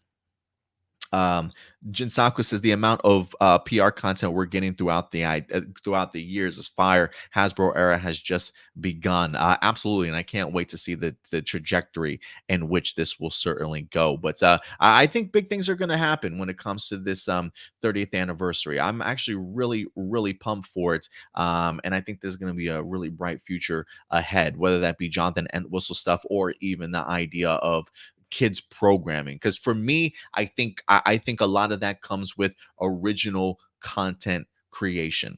I think as long as we're originally creating content, I think creatively this will really allow Power Rangers to soar and really separate itself from what we've gotten in the past. Gamer says, why Zenkaiger cannot get Kikai Noi to Power Rangers 30th anniversary? I think a couple of things. I think the Kikai Noi costumes are probably really difficult. The design of them alone would certainly raise some questions with the numbers and stuff on their costumes and things like that. We've talked about the idea of a Zenkaiger adaptation, and while one is certainly possible, the lengths that you have to go through financially to even make any corrections and changes just to adapt something like that, I think is just way more work than you certainly want to do. If you're going to spend that type of stuff, that type of money, I think you just do something original and creative. I don't believe that when it comes to the 30th anniversary that this will be an adaptation of Zenkaiger in any way. Could it be influenced, at least using a Zenkaiser costume? Maybe, but I think that's probably the extent of it. I do think that this 30th anniversary will be something original with maybe influences from maybe something Super Sentai related, but I am expecting this to be more very much an original concept. But we'll see. We'll see. All right, guys. But yeah, let me know your thoughts. And once we get more confirmation, once the Jonathan Entwistle interview drops, or once we get a quarterly call from Hasbro and get more insight in regards to the development of Power Rangers, we definitely will keep you covered. So if we're not talking about it here on A Plus More Phenomenal, we definitely will also be talking about it on Hero Report, guys. So again, if you want to make sure you're keeping up with us and all of our Power Ranger content, we got about 7 weeks left for More Phenomenal, and then we're moving over to Hero Report. So definitely go ahead and subscribe to us there. There is a link in the description box below if you guys would like to continue to follow me in regards to my Power Ranger content. Let's see here. But let's go ahead and move on to our next topic as we transition from our Power Ranger news and dive into some tokusatsu news as a new era of Ultraman is set to begin, ladies and gentlemen. Last week, we talked and gave you our very first look at Ultraman Decker. Today, ladies and gentlemen, we have more details, including the brand new logo. That's right, Ultraman Decker. Look at that. I love this logo and design. As we wind up getting this reveal to us, Ultraman. At first, I thought it was Ultraman Decker D, but no, I think it's just Ultraman Decker. But new details have in fact emerged. Not only did we get ourselves a logo, we got ourselves a new incredible and impressive poster. Also, getting the opportunity to go ahead and showcase Ultraman Decker in his multiple forms here, which I'm really glad. I think somebody last week asked me if Ultraman was going to have different forms. And at the time, I said I would assume so, but as of right now, I didn't know because the only photo that we had seen is the base form of Ultraman Decker. But this week, guys, we finally did in fact get the other formations revealed to us. So I'm loving this poster, and we did get ourselves some brand new details. So look, I'm gonna be honest with you. We here at A Plus More Phenomenal reviewed Ultraman Trigger. A brand new season that just finished a couple of months ago for the Ultraman franchise, and it was one that I thoroughly enjoyed, especially as my first time in the Ultraman franchise. Getting my feet wet a little bit, trying to see what all the hoopla was about, and I really had an enjoyable time with Ultraman Trigger. Some really great, impressive storylines, some amazing supporting characters the action was always above and beyond anything that I certainly expected. While I definitely had my hiccups and my issues because of the fact that the Ultraman franchise and timeline is so expanding, so expansive, so much continuity. There are times when it felt very too many crossovers with characters I wasn't familiar with. So as a newbie, while the crossovers were cool to see other heroes and things happen and take place, there is a level of confusion at times, if you will, which lets me think, man, there's a lot more Ultraman I need to certainly read up on, or watch, I should certainly say. But overall, I had a blast with Ultraman Trigger, and I think going forward, I will continue to watch Ultraman as well. So I am really looking forward to Ultraman Decker. We unfortunately will not be doing reviews, as you guys know. But if anything, maybe I'll watch the episode of Ultraman Decker. And if anything, maybe I'll share my thoughts, at least maybe on Twitter and Instagram with you guys. Even though I'm not going to be creating content for it, maybe I still will at least have a vocal opinion on this series as it progresses over on Twitter in other ways, maybe in audio form. That's easier for me to not have to worry about, editing or something that I can type out in a pretty long thread or something like that. So we'll definitely continue to talk about Ultraman Decker in other ways. We'll probably talk about it also on our Discord forum community. So definitely go ahead and join our Discord there as well. But I'm really looking forward to it, guys. So let's go ahead and dive into this, man, because we definitely have some brand new details in regards to it. So let's see what we can expect, because we also got ourselves a new trailer that really gives us some further insight. So this information comes to us from tokusatsu-network.com. This is Ultraman Decker officially revealed by Subaraya Productions. They even have a trailer here too. Let me see. Will it let me play the trailer? 25 years ago. It says the next show in Ultraman series is Ultraman Decker. It is set to go ahead and debut July 9th. July 9th.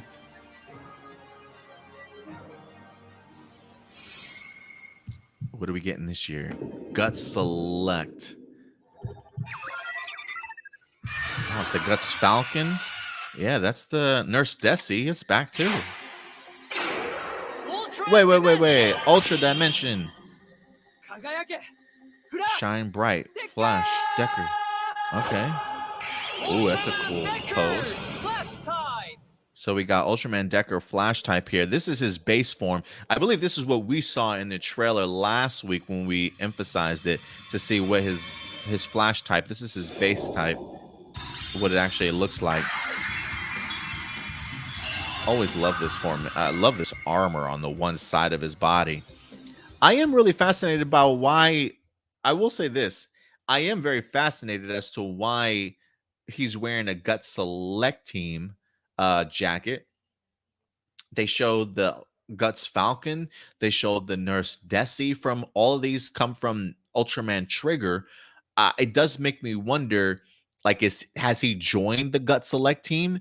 Is this the same dimension? Because, in Ultraman Trigger, they did reveal to us that Chairman Shizuma, he was from another Earth that also had, I believe, a Guts Select Team or some type of team similar to that before he got thrusted here and formed his own Guts Select Team. So now it has me wondering, is this taking place on another dimension with another Guts Select Team? Or is this taking in place with the same team that we just got done with Ultraman Trigger, just a new Ultraman? I am fascinated, but let's go ahead and continue this. Let's see what else it says. Ultraman Decker Flash type. Okay, I dig it. Here comes the second formation here. This is probably the power type. I feel like the power types tend to be all red.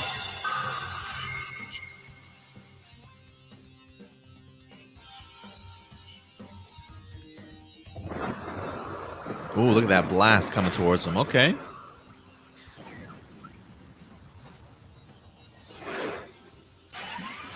Ultraman strong type. Okay, yeah. So he's like he's the beast of this crew. He's the strong man for sure.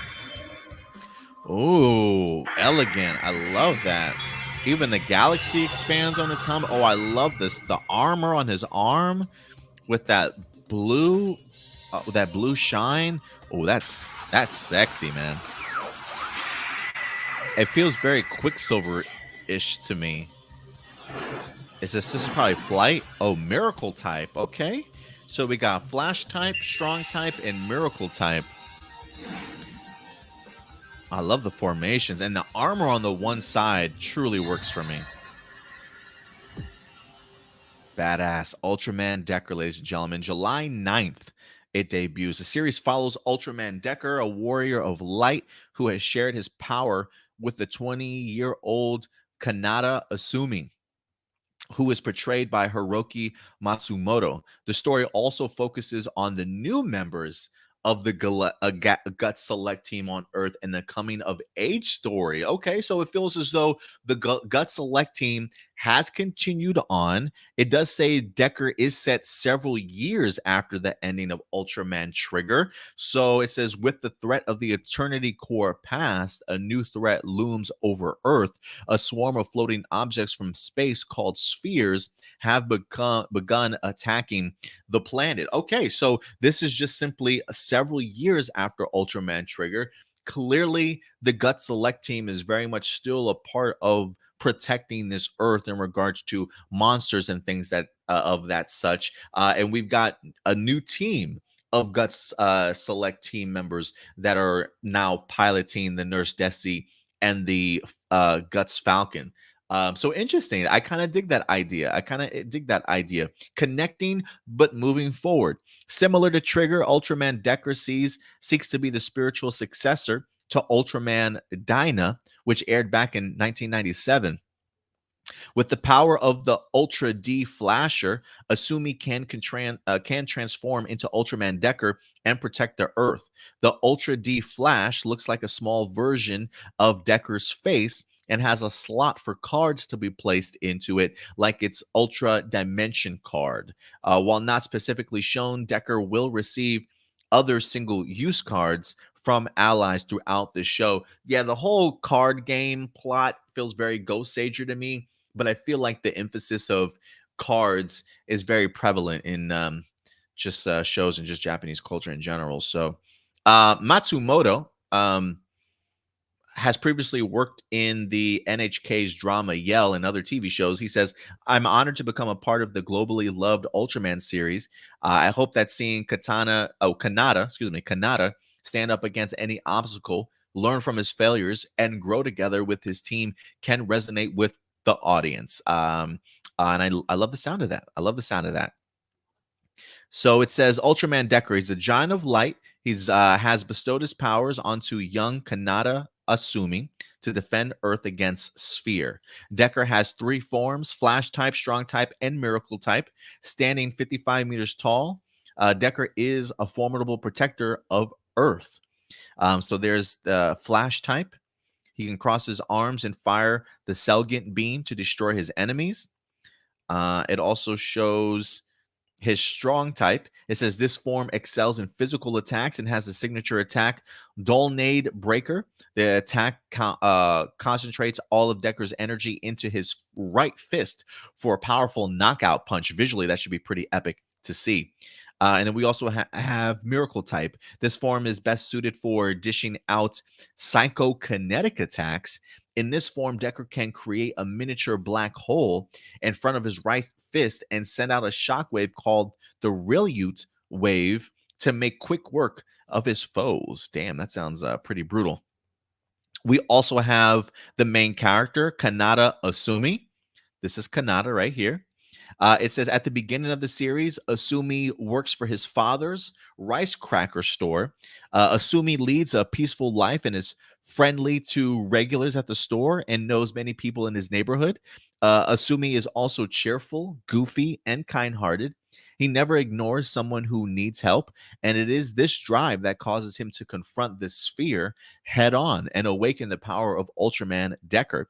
With the light of Decker, Asumi joins the newly reformed Gut Select team to defend Earth against future attacks from the sphere. I'm really hoping that there's some members from the Gut Select team that come back from Trigger to here. Maybe the captain, maybe Marluru is certainly still alive. Maybe she can have a role.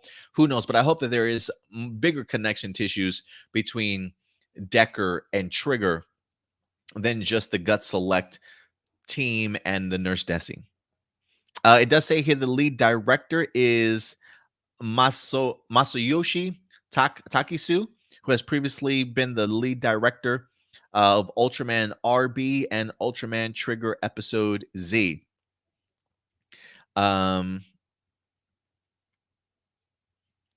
It says that Subaraya, the production company, says that Takisu will be pivotal to the direction of the new Generation Heroes series. So yeah, man, a lot to certainly look forward to.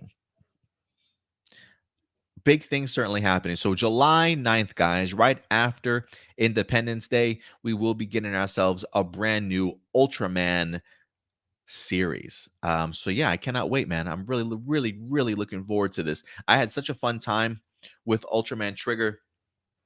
Then I'm definitely going to go ahead and jump into Ultraman Decker as well, especially if it's got some connective tissues to Trigger in the past and knowing that this is just taking place several years later. I'm a big sucker for like connective tissues like that. So it really does work for me. Let's see what some of you guys are saying in regards to this. PC We here.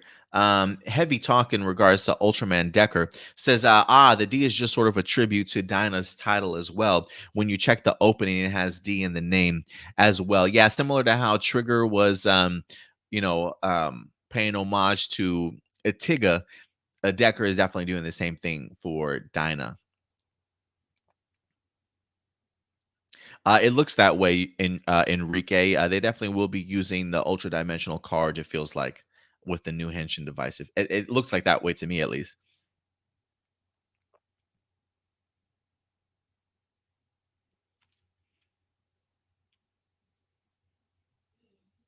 PC Wee says not the biggest fan of the device voice, which I can understand that. PC Wee says Dinah and Tiga are under the same universe. Oh, so that would make sense then as to why that they would be connected in that way. So thank you very much for that clarification, PC.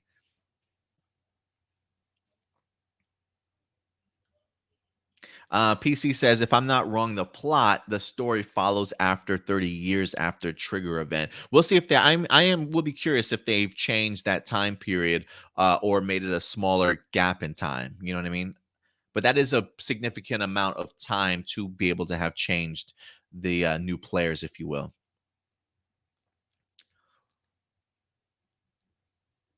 PC, I'm wondering if this is the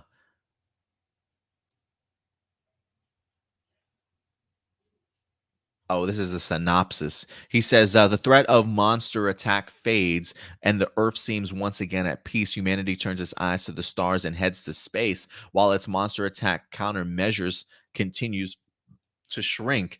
It is in the new age when Sphere, an invading swarm of mysterious floating space objects, begin to attack Earth. Humanity loses contact with space and becomes a lone star.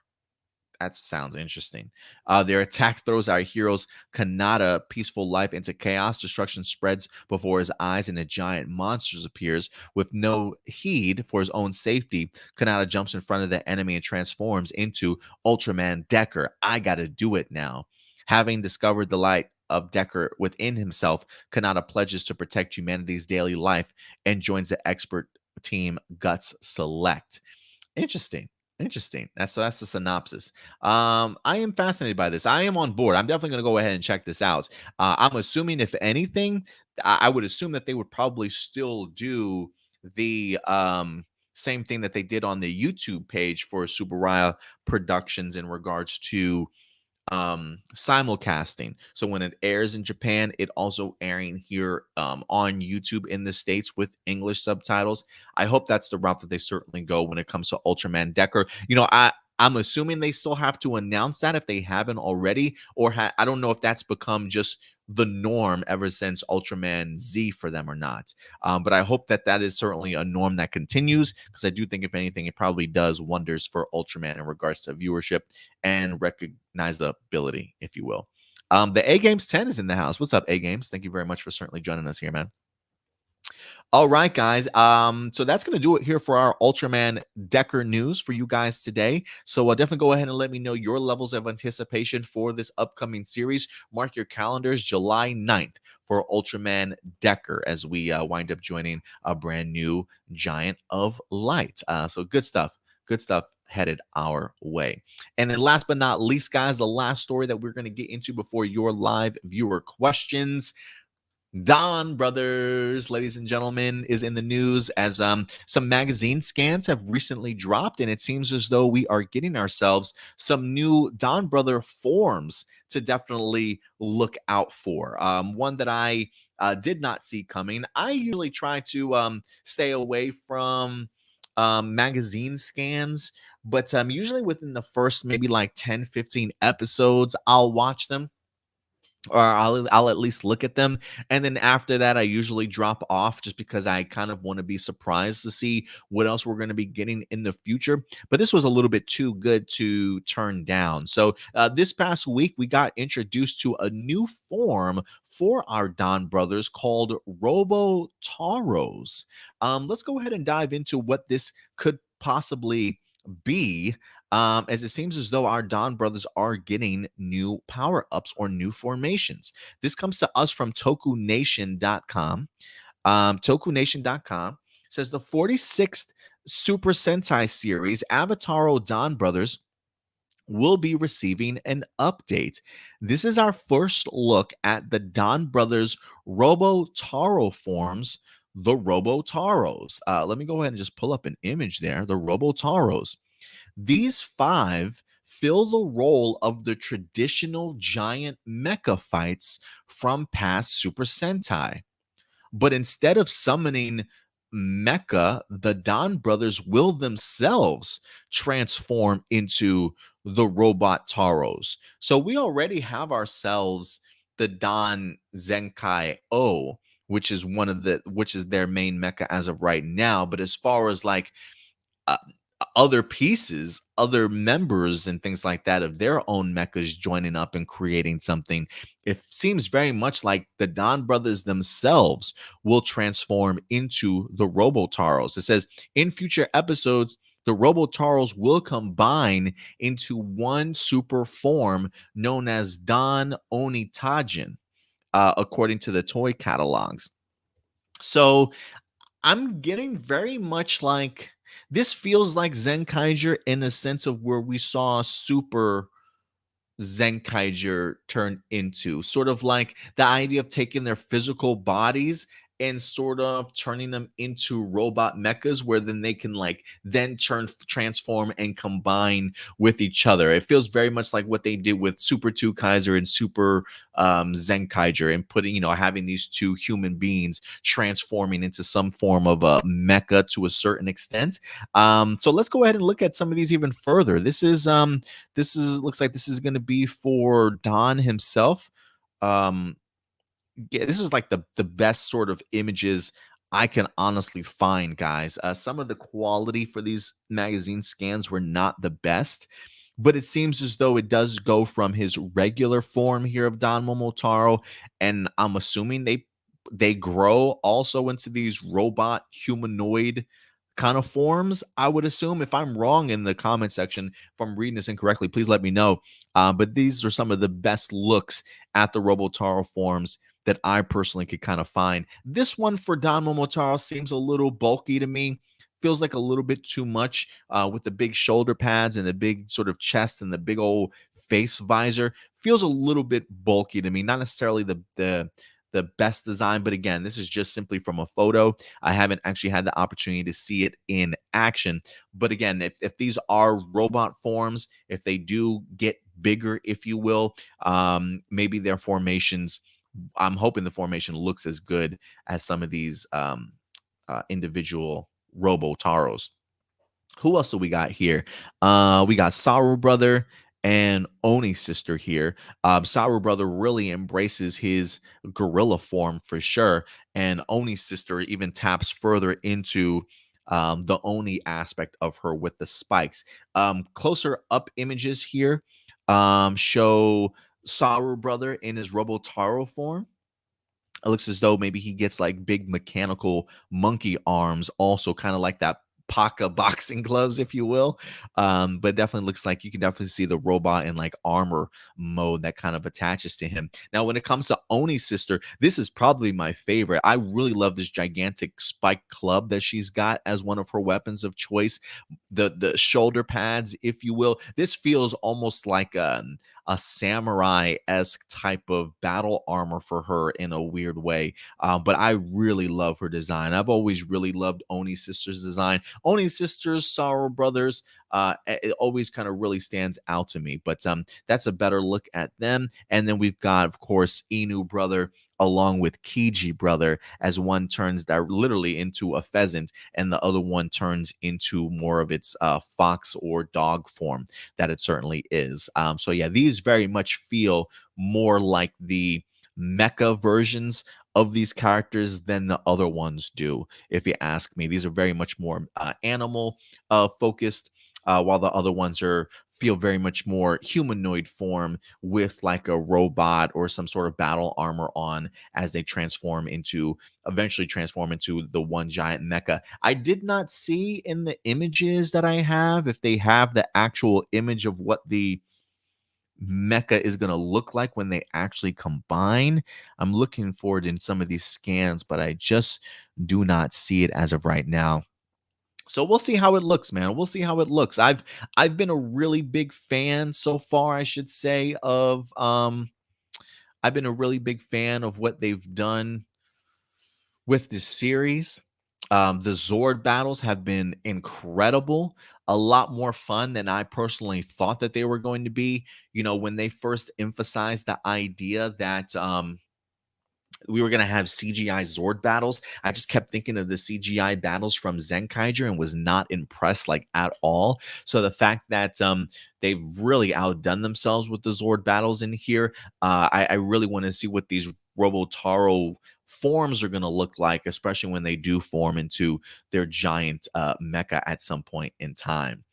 Let's see here. Blossom says RoboTaro. I wonder what that is.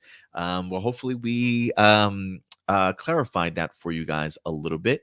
Enrique says Donbrothers will be releasing episodes 5 through 8 in April. Yeah, I think we probably got episode 5 dropping this weekend. Blossom says the Rangers as their own Zords. Geez, oh Julie. Yeah, again, it kind of reminds me of the super modes of Two Kaiser and Zenkaiser from Zenkaiser. Just the idea of the humanoid bodies and forming into something much bigger. Adam Perez in the house. What's going on, man? Good to certainly see you in here. Blossom says she likes Oni's sister and Saru Brothers look. Me too. I'm a big fan of it, and so does Doomsday. I think the designs actually look pretty good. Oni's sisters, I think right now is probably my favorite. So we'll see how that winds up turning out. But I am fascinated by this. I have really enjoyed this series so far. I will throw this out here because I have been really thinking and trying to speculate as to what's going on with this series. And very early on in Zenkaiger, I did a theory video, and I am thinking about doing another theory video perhaps for Donbrothers here, trying to make some calls early in the season. One of the things that we did call on early on was the idea of Stacy eventually being redeemed and maybe joining the team. I was kind of hoping that maybe that's something that would have happened mid-season, but it was a storyline that eventually took place all the way at the very end. My other theory, though, on Two Kaiser flipping and joining the Toji Tendo, I think something like that maybe happened like one episode or something like that, like a tease, but nothing fully. But I will say this, in the process of trying to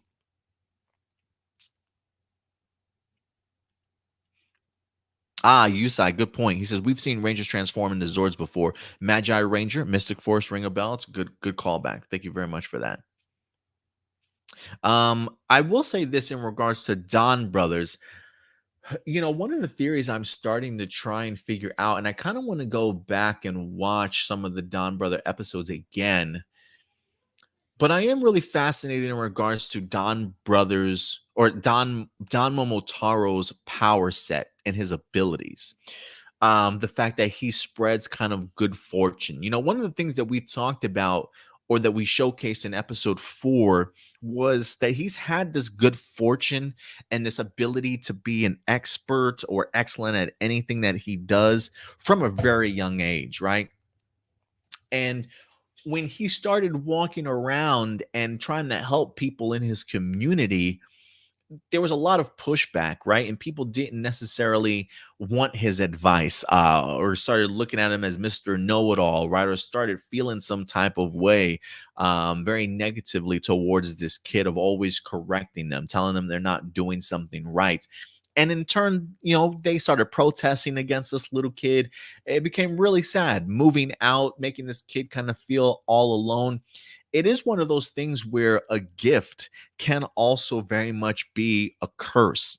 And it does make me wonder if Jin, the person that adopted him, I do wonder if I do wonder about the changes, or maybe some of the things that Jin might have done to maybe ease the burden on Momotaro after all those years. And there's a part of me that wonders if him becoming a delivery man helps his good fortune. And what I mean by that is sometimes I think maybe too much of a good thing can turn out to be a bad thing. And I wonder if the idea of him being so helpful with his good fortune in a small community, helping the same people over and over again, maybe that really started to bring a lot of that negative factor. And so I do wonder if, while it's a gift, it could still very much be a curse for Momotaro. And maybe the way to reduce some of that impact that it has negatively is you spread the good fortune out.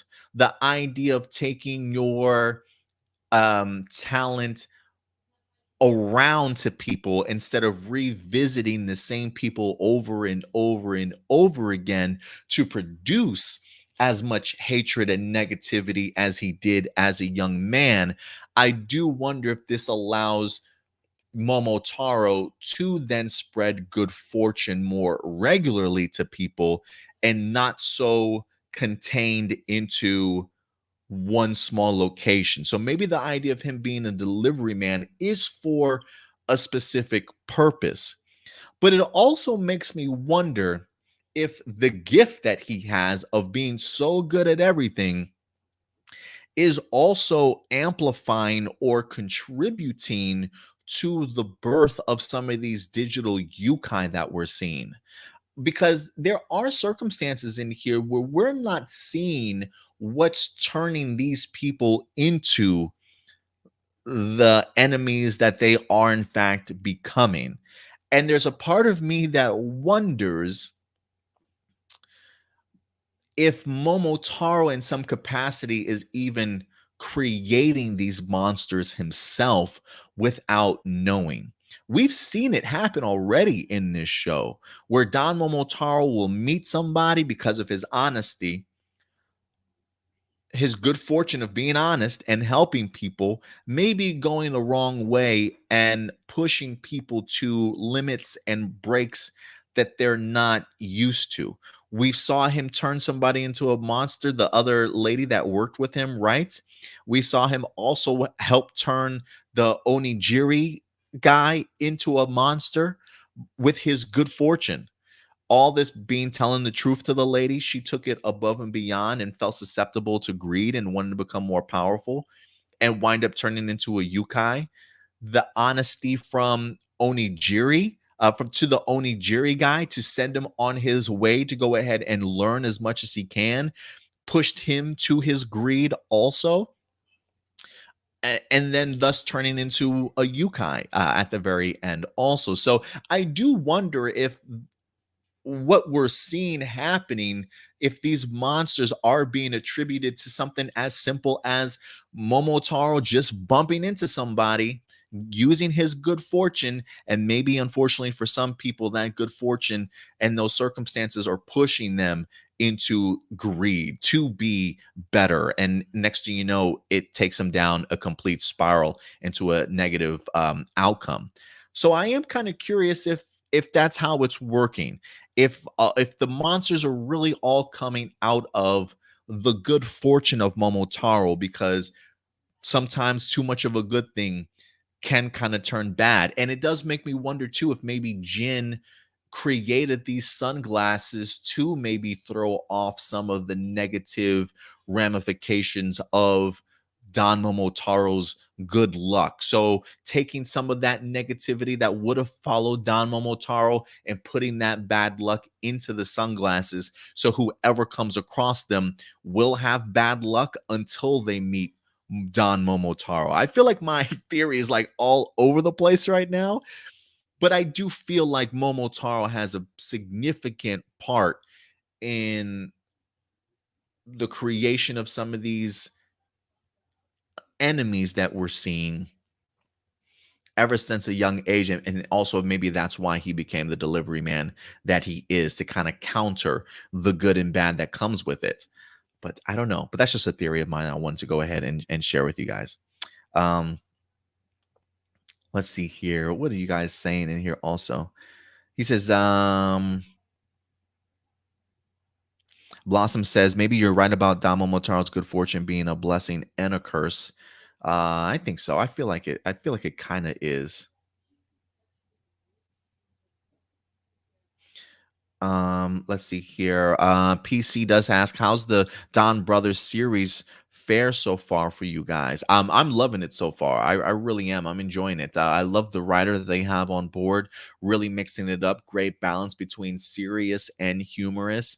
Fun action. I definitely have definitely some mysteries and some questions that I have. Great action, great special effects. The only issue that I have as of right now is just the CGI animal designs, and how it looks. But that's a small portion of my pure enjoyment of this season so far. I'm really a big fan. Adam Perez says, Adam, get ready for episode 5 next week. You'll get a lot of angry people again. Oh, okay. Same times, an amazing reveal of another human. Okay. Okay. I'm fascinated. I'm fascinated. I'm looking forward to episode 5 then of Dino Fury. So I definitely will look into it. But guys, you've heard my theory in regards to Don Momotaro. If anything, maybe I'll go ahead and try and flesh out my theories a little bit more. Episode 5 of Don Brothers drops this weekend. I'll watch that and give my review and drop a review on in the beginning of the week for you guys. And maybe I'll revisit the episodes and rewatch the first 1 through 5 and maybe do a quick theory video in regards to Don Momotaro and try and connect the pieces a little bit better for you guys. So yeah, I'll try and do that. All right.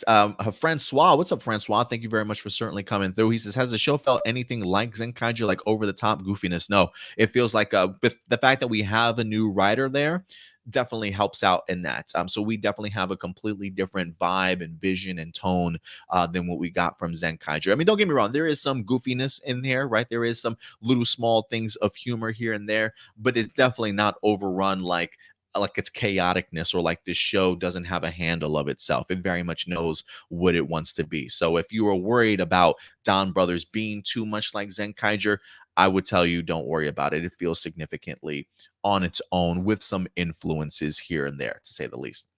All right, guys. And with that out of the way, that will wrap up all of our main topics today. So thank you very much, guys, for certainly joining us for those. And now it's time to transition into your live viewer questions. At this point in time, we've got so many goddamn emails. I'm just going to go through them as quickly and as fast as I can, because we're like 2 weeks behind. So we're just going to throw all this stuff to the wall and see what sticks. So let's start from the bottom and work our way up. Some of these are like 2 weeks old. So if we're revisiting concepts and ideas from last time, then I do apologize. Let's see here. PC Wee says in here, I thought Don Brothers would be much more comedy serious than Zenkaiju. No, they brought in the writer from Jetman to go ahead and do it. So I don't know if you're familiar with the Super Sentai series Jetman. I haven't seen it before, but it's very much different, a very much different tone than that of Zenkaiju. So different writers.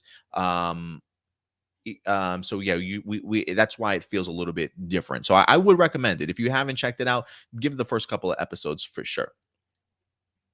All right, guys, let's get into your guys' live viewer questions here and see what you're saying as we try and wrap up this show. Adrian Perez, he's got a couple questions. Greetings from Sydney, Australia. Just moved into our new home here permanently this past weekend. Send me some photos, Adrian. I would love to see the house. Don't worry, I won't show it over on the live viewer questions, but I would definitely love to see what your house is looking like. And if I ever go out to Sydney, Australia, maybe I'll hit you up like, hey man, hope you have a guest room for me. No, that's okay. I'm not gonna invite myself.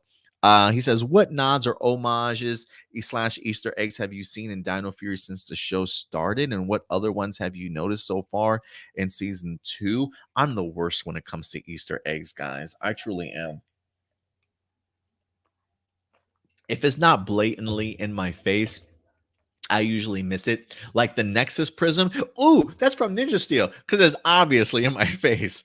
But I'm terrible when it comes to Easter eggs. I want to know your guys' thoughts though, outside of maybe clips that have been used, because we saw when they were trying to put the weapons together, right, trying to come up with things for the Dino nunchucks or the motorcycle and stuff, right? We saw clips and stuff from past Rangers, but I do want to know your ideas if you have seen Easter eggs, or homages or nods to this season to other seasons. Definitely go ahead and let me know. If anything, I will probably say the mucus musical or little performance that she wind up putting on, that kind of was felt very much like a nod to the musical episode that we wind up getting from Beast Morphers. So maybe that's one. But if you guys know of any nods or homages or Easter eggs from Dino Fury so far to past seasons, definitely let me know in the comment section or the live chat for sure. Thank you very much for your question, Adrian. I'm glad that you guys are all moved in. Johnny Marrero, what's up, Johnny? Do you think the final episodes of Dino Fury that Warden Garcia will finally not be above the law if he finds out his kids are Rangers, um, and unban Amelia? Um, oh, and apologize for saying, let's see.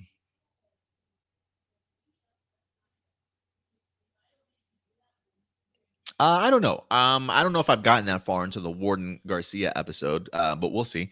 But I don't know if you're revealing some stuff to me before or not, or this is from the past. I'm not quite sure. Um, but I do think eventually, at some point in time, I think we'll see a lighter side of Warden Garcia once all the truth has kind of been exposed, or at least I'm hoping so. At least I'm hoping so. Will Lord Zed team up with Scrozzle if he appears? Scrozzle would be a really great addition for Lord Zed. Like if Lord Zed really wanted to put together, say, a new band of people, like a new group of people. Is Sledge still out there? Um, I do wonder if like Scrozzle could pop up as like a side henchman, like if Lord Zed went on the run to acquire power again, maybe try and get his staff back, maybe get some subordinates under him. It would be pretty funny to see Scrozzle pop back up. So I would love to see it. Do I think it's going to happen? No, but I would love to see it happen. Alexander Rosario, what's up, Alexander? Appreciate you coming through. Do you know a lot of toxic Power Ranger fans on social media always complain about every little thing in the TV series? What do you think of them still always bashing Ham Saban himself whenever they come across old photos or learn something about the old legacy seasons? They don't at least appreciate what the man has done by giving us Power Rangers, especially the popular seasons like In Space, Lost Galaxy, and Time Force. Well, I will say this. Yes, I have definitely seen the toxic Power Ranger fans online. And look, I will say, I do give Saban a hard time. I definitely do give Saban a hard time for sure.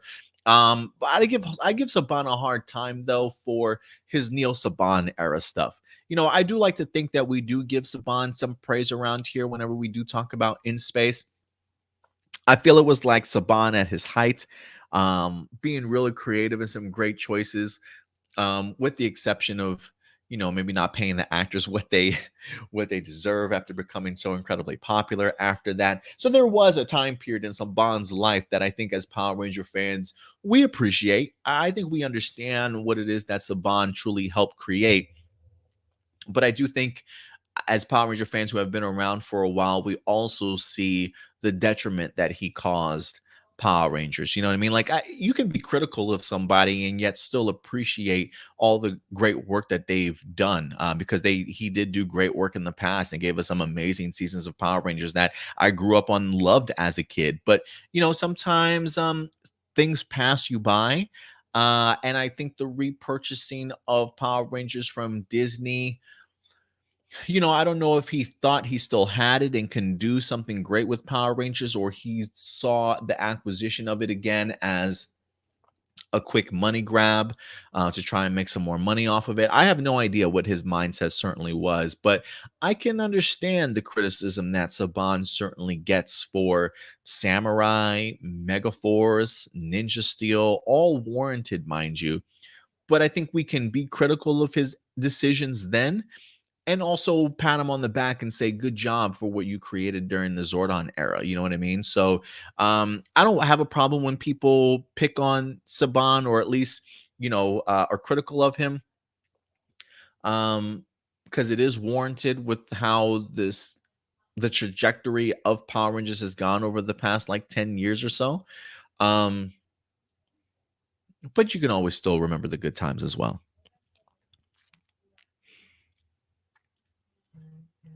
It is almost one of those things where I feel like I'm getting to the point of like, if I am critical of somebody, I also want to throw in a compliment. I kind of want to like balance it out a little bit so it's not always so negative. AJ's got some viewer questions, but this is kind of like AJ says, I thought episode 4 was really good and fun episode. We got to see Ion and Ali have screen time together. It was really cool seeing baby Zord. Speaking of the baby Zord, the CGI looked really on point in my eyes, even better than the images I've seen of the Black Ranger animal thing in Donbrothers. Amen to that. Amen to that.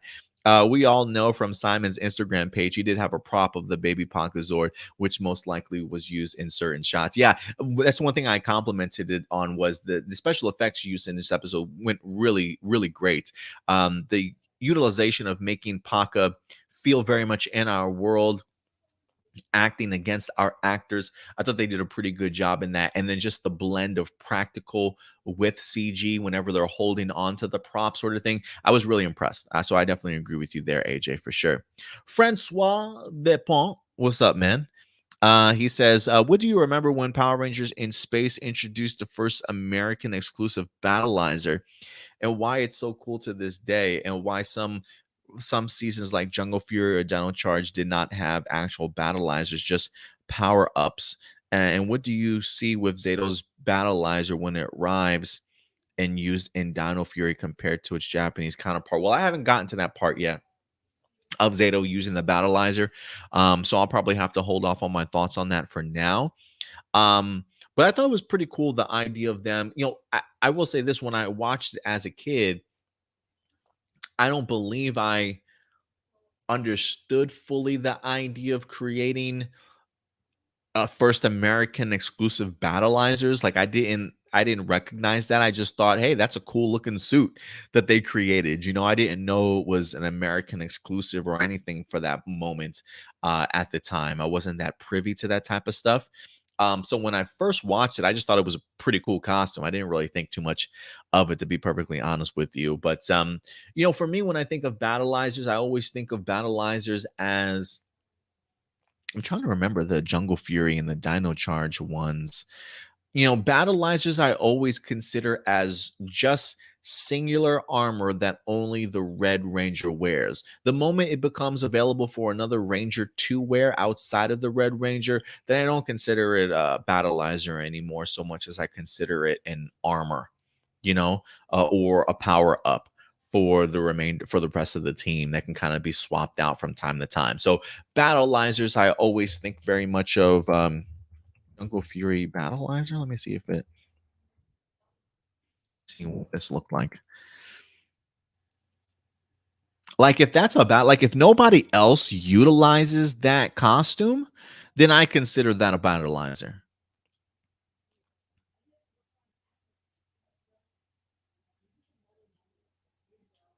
Now, if the whole entire team utilizes it at the same time, then I look at that as a power up. but I could be wrong. I could be wrong. Maybe you guys see that differently though. Christian Padilla, what's up, Christian? He says, "Hey everyone, I'm Christian. What do you think of the actor of the original Blue Ranger potentially having his own series based on the classic Rangers?" I'm assuming he's talking about David Yost and Quantum Continuum. Or do you think the nostalgia factor is crazy? I've heard for many people that the new owner of Power Rangers, Hasbro, are obsessed with MMPR, even during the past decade by the man who founded Power Rangers. I myself really enjoy the current running Dino Fury series, which gives tons of references to past series without feeling confusing or forced. Well, I love the idea of David Yost tackling Quantum Continuum. I think in a day and age where reboots and revivals and renewals and stuff are a big thing, where we have gotten to that point in nostalgia where some of these actors and characters are around 20 years later, right? And some of them are still physically fit, in really good shape, maybe great stories still left to told. That would be pretty cool to kind of go back and see where some of these characters are at in their lives. How much has changed? What hasn't changed? Do they have family? Do they have kids? Have people passed? Have they had trials and tribulations during this time? Are they still struggling with things after all these years? I do think that there's a plethora of storylines that could certainly be told, and it's not something that's been seen live action wise. And the idea of older group of rangers that have been rangers before and seen where they are 20, 30 plus years since their last time putting on the costume. You know what I mean? So I do think it's a really great opportunity.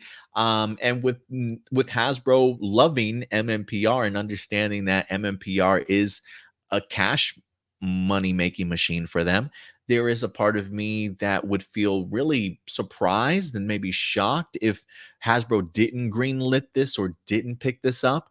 I think if they don't, it might be in regards to them trying to emphasize we really just want to push forward and not go backwards with the new reimagining and rebooting that we're creating.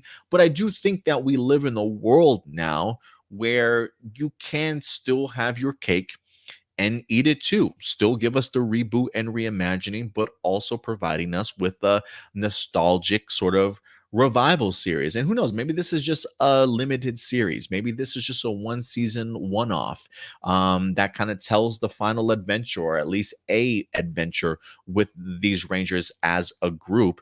And I would be for it. Like, I would be fascinated to see how they handle the Trini situation. I would be fascinated to see, can you even get these actors to want to come back to reprise some of their roles? I mean, I just saw David Yost at the gym getting swole in like one of his posts that he put over on Twitter. I don't know if that's because he's trying to get Ranger fit or not, but he is Ranger fit. Homeboy can go ahead and throw on a costume these days if he certainly wants to. So I do think that there is a very intriguing concept behind this MMPR revival series of Quantum Continuum, to see not only where these characters have come, but what we've missed over in the past 20 something years. And for that, I definitely would love to revisit these characters. So for me, I'm on board with it personally, but I can understand maybe some people's kind of pushback in regards to it.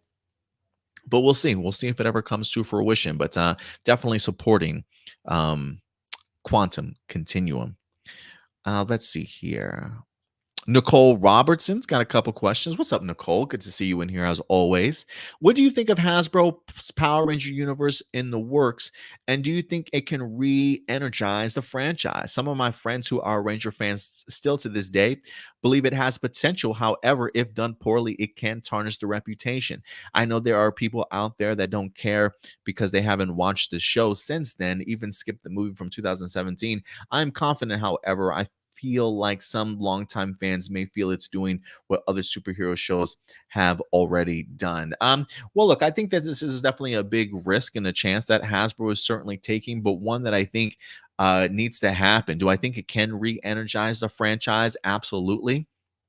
But yeah, if it does poorly, also, can it tarnish the legacy? Absolutely. But I feel like Hasn't it been tarnished a little bit already since Samurai? I mean, let's be honest here, right? I mean, the trajectory has definitely been going downhill. Thankfully, for somebody like a Chip Lin and most importantly, Simon Bennett, Beast Morphers and Dino Fury has really kind of turned things around and put it in a much better taste in our mouths, if you will. Um, and I think Hasbro can capitalize on that momentum. I think the idea of showing us that they are not afraid to bring people in with creative ideas, pushing the envelope a little bit already with the kids programming, does make me wonder what they're willing and capable of doing when it comes to Hasbro on Netflix and Power Rangers, right? How much more leash are you going to give your creators and your writers and your showrunners? We don't know what ideas have come across, Michael Lombardo's desk in regards to ideas for Power Ranger content and creation. It could be something that we've never truly seen before or handled completely differently. So I do think this is a great opportunity to re-energize the franchise, make it more well known again, instead of it being hidden over on Nickelodeon for such a long time and not being able to be found for millions and millions of people to certainly watch. So I am really hoping that this push and this investment by Netflix shows that Netflix believes in it and that hopefully Hasbro believes in what they're certainly creating too. But everything has a potential of falling apart and falling flat on its face. But I'd rather take the chance than let Power Rangers just fall by the wayside and continue to lose viewership over the years, if you will. So we'll see. We'll see if this does anything for the franchise in bringing people back. Kyle Brooks has got a couple questions. Thank you very much, Kyle, for coming through. He says, what do you think of Power Rangers still going on to this day? And do you wish it did more stuff than Japan? What things do you think Power Rangers could do that Japan has done already, but be even better with Power Rangers? I heard the future may no longer use super or Japanese footage. So what do I think Power Rangers still going on to this day? And do you wish it does more stuff than in Japan? So yes to both. So yes, I do wish that it does more than it does in Japan in the Super Sentai programming. What do you think Power Rangers could do that Japan has done already, but even better? Create original content. Right? Super Sentai in Japan create original content for their shows. What can we do that Japan has done already, but maybe better? Original content. Original content. And when you say, I heard the future maybe Power Rangers without Japanese footage, that's what I'm talking about. You want to do something better than what they're doing in Japan? Do something original. Do something original. What do I think of Power Rangers still going on to this day? Impressive. 29 years, even though viewership continues to drop. 29 years, 30 years is no task, is no easy task. There is a direct formula that clearly does work, but maybe only works for a small niche of people at this particular point in time for it to continue 29, 30 seasons in this small area that it's in. So kudos to them for being around as long as they have been. It's really hard to do. I think maybe the only other longest running thing is probably wrestling, WWE Raw type of thing. But Power Rangers has definitely withstood the test of time. But for how long is the question, right? So I think that's exactly what Hasbro is trying to do in regards to turning things around. So what do I think Power Rangers could do that Japan already does, but better? Create some original content. Abase, what's up, Abase? Sentai versus Power Ranger adaptation. So this looks like this is a theory or his thoughts. Remember the rumors of Toei and Hasbro going separate ways when it comes to adapting Super Sentai or Power Rangers? I know that a lot of longtime fans, maybe the social media people, always argue that Power Rangers would be better off being 100% original. I think that while I understand that, I think we shouldn't completely forget about Sentai. A lot of our fan favorite legacy seasons of Power Rangers have been extremely successful because of Super Sentai had already catered. And of course, we had excellent writing. I mean, I guess that could be whoever you talk to.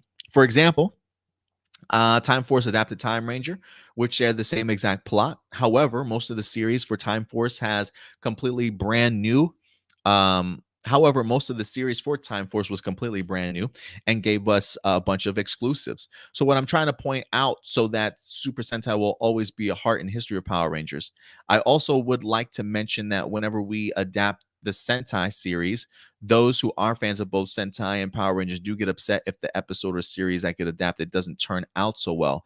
So, there's a big understanding between the true groups that want Sentai to continue being adapted and those that have a brand new, fresh start. I am trying to parse through this real quick, Ibase. Um,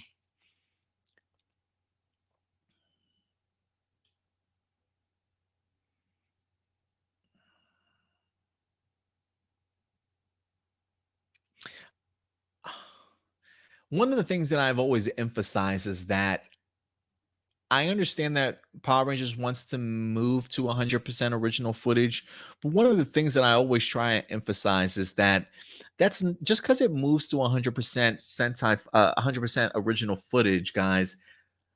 I know a lot of us love Super Sentai, and I know a lot of us are still kind of hurt of accepting the changes that are coming.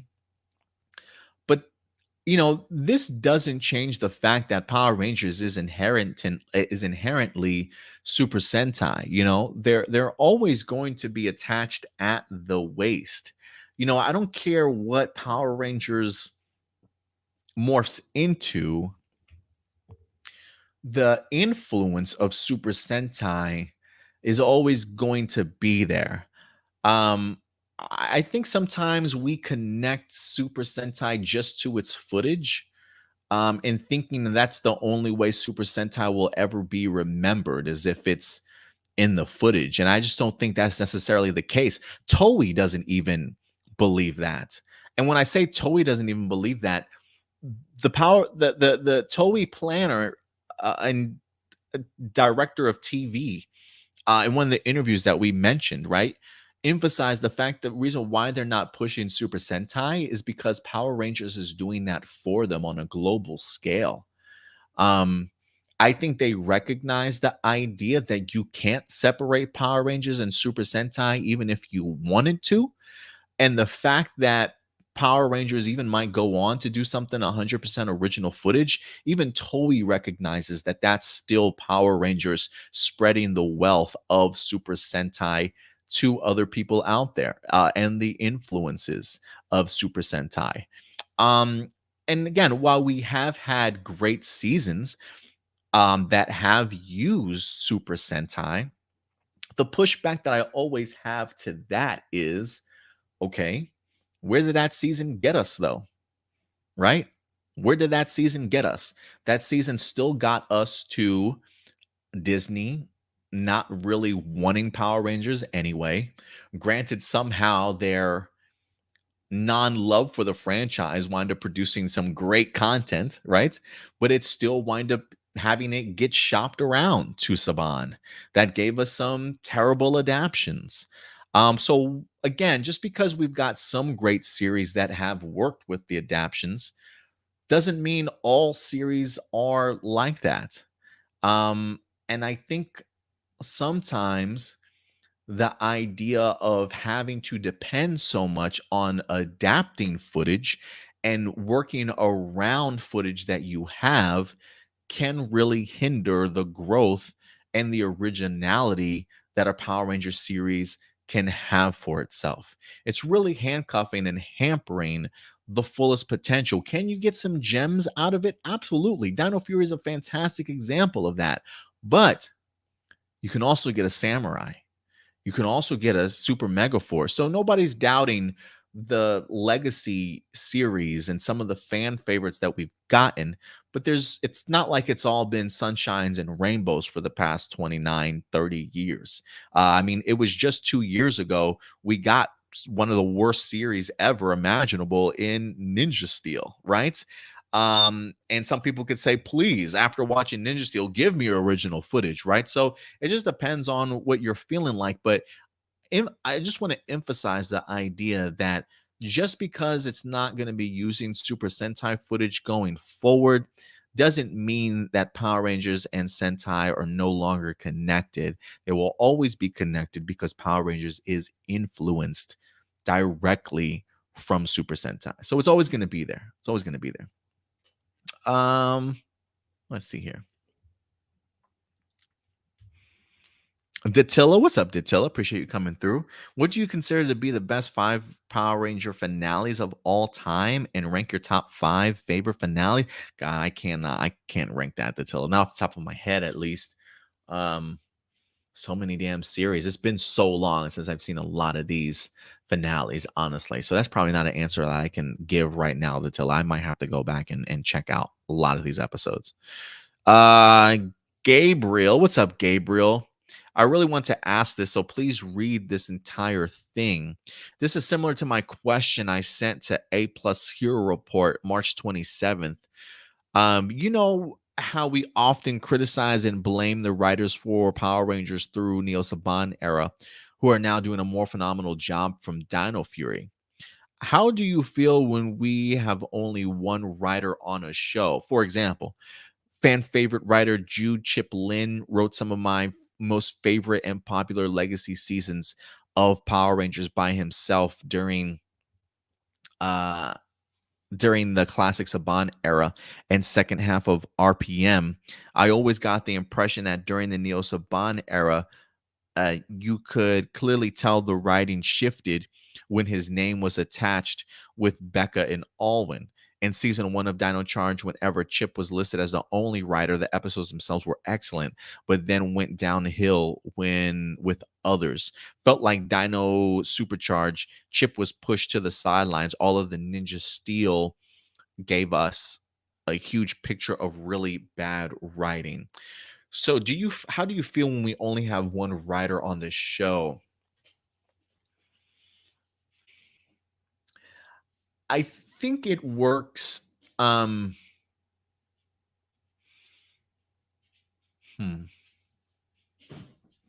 This is a tough one.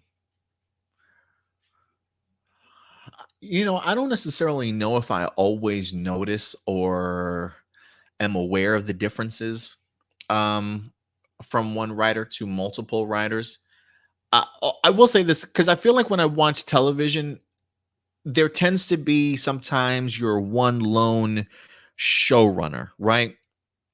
Somebody that will have the premise and the idea and the storyline of the series and the direction that it certainly wants to go, right, as the main showrunner that controls all of it. But then they'll assign writers to maybe take the story that they've written and kind of adapt that into like storyboard form, like as far as episodically, you know what I mean? So maybe the idea of spreading that work out can sometimes dilute it. I do think that sometimes if you have a main showrunner, though, usually the writing can be kind of consistent if you have several different writers. Now, when you start tapping into like 4 or 5 different writers, then maybe there's something there. But I think if you got like one showrunner and like 1 or 2 writers, I got to think it should be pretty consistent. But maybe that's not the case. I guess maybe it's just dependent on how well some people work together with each other. What's their chemistry like? Do they understand the vision that the main showrunner certainly has? It's vastly different than writing a movie. Writing for movies and writing for television, I feel like are 2 completely different things.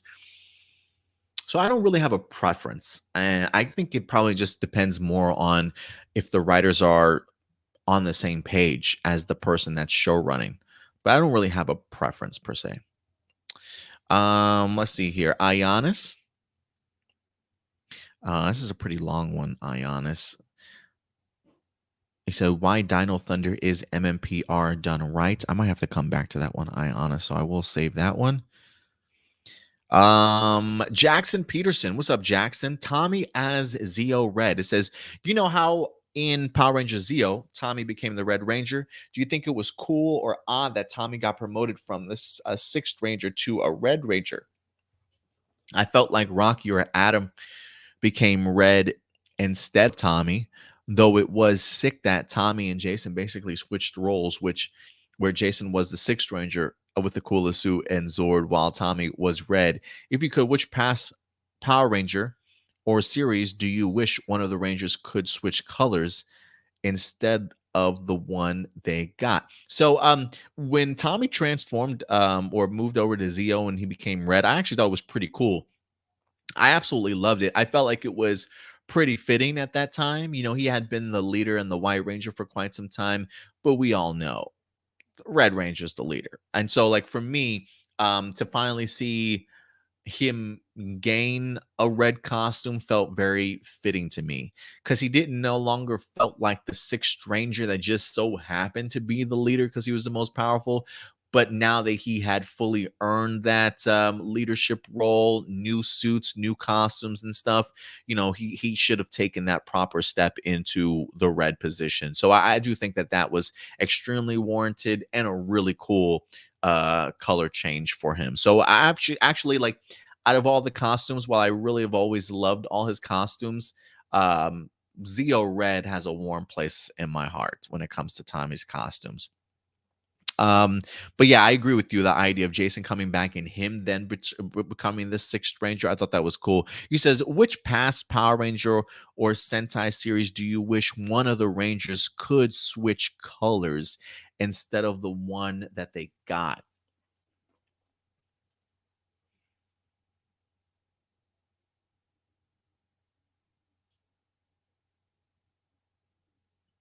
Hmm.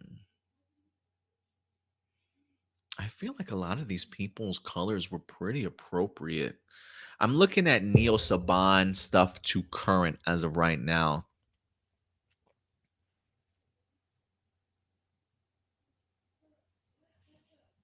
Hmm.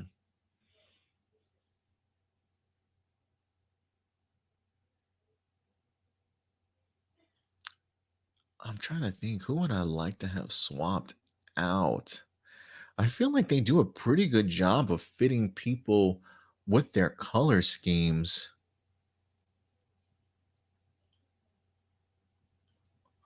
Like I don't see anybody on Dino Fury that I would like to have seen in gold differently than Ion, you know? That's a good one, man. Let me think on that one. Let me think on that one.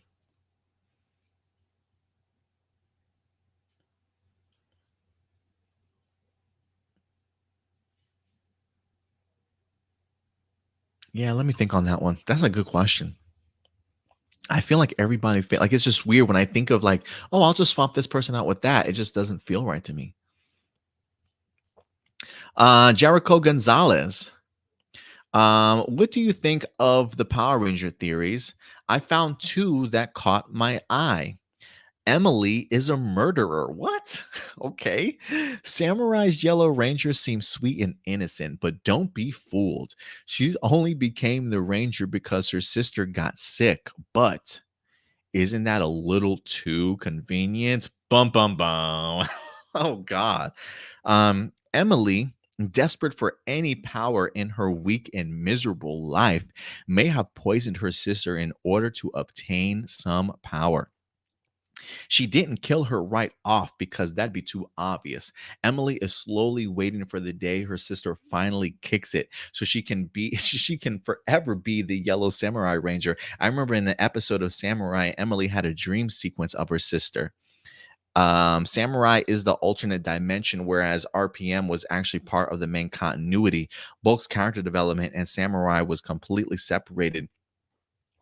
Bulk's character development and Samurai was completely separated from his last appearance in Forever Red and before, which could be why Bulk randomly changed his life's career to be an aspiring samurai with Spike, leading to the all legendary Rangers and Legendary Battle being alternate duplicates. Interesting. The mob in RPM was extorting money from the city, including Jungle Karma Pizza, leading RJ, who had a chain of the pizza parlor everywhere, and that he even lost his powers at some point. Interesting. Interesting. The Emily is a murderer thing feels like a stretch to me, but like a great premise. I guess for me, maybe if there was like one more detail to Emily's past that might hint that she would have murderous intentions, then maybe. But that's just somebody that loves their serial killer crime dramas a little bit too much.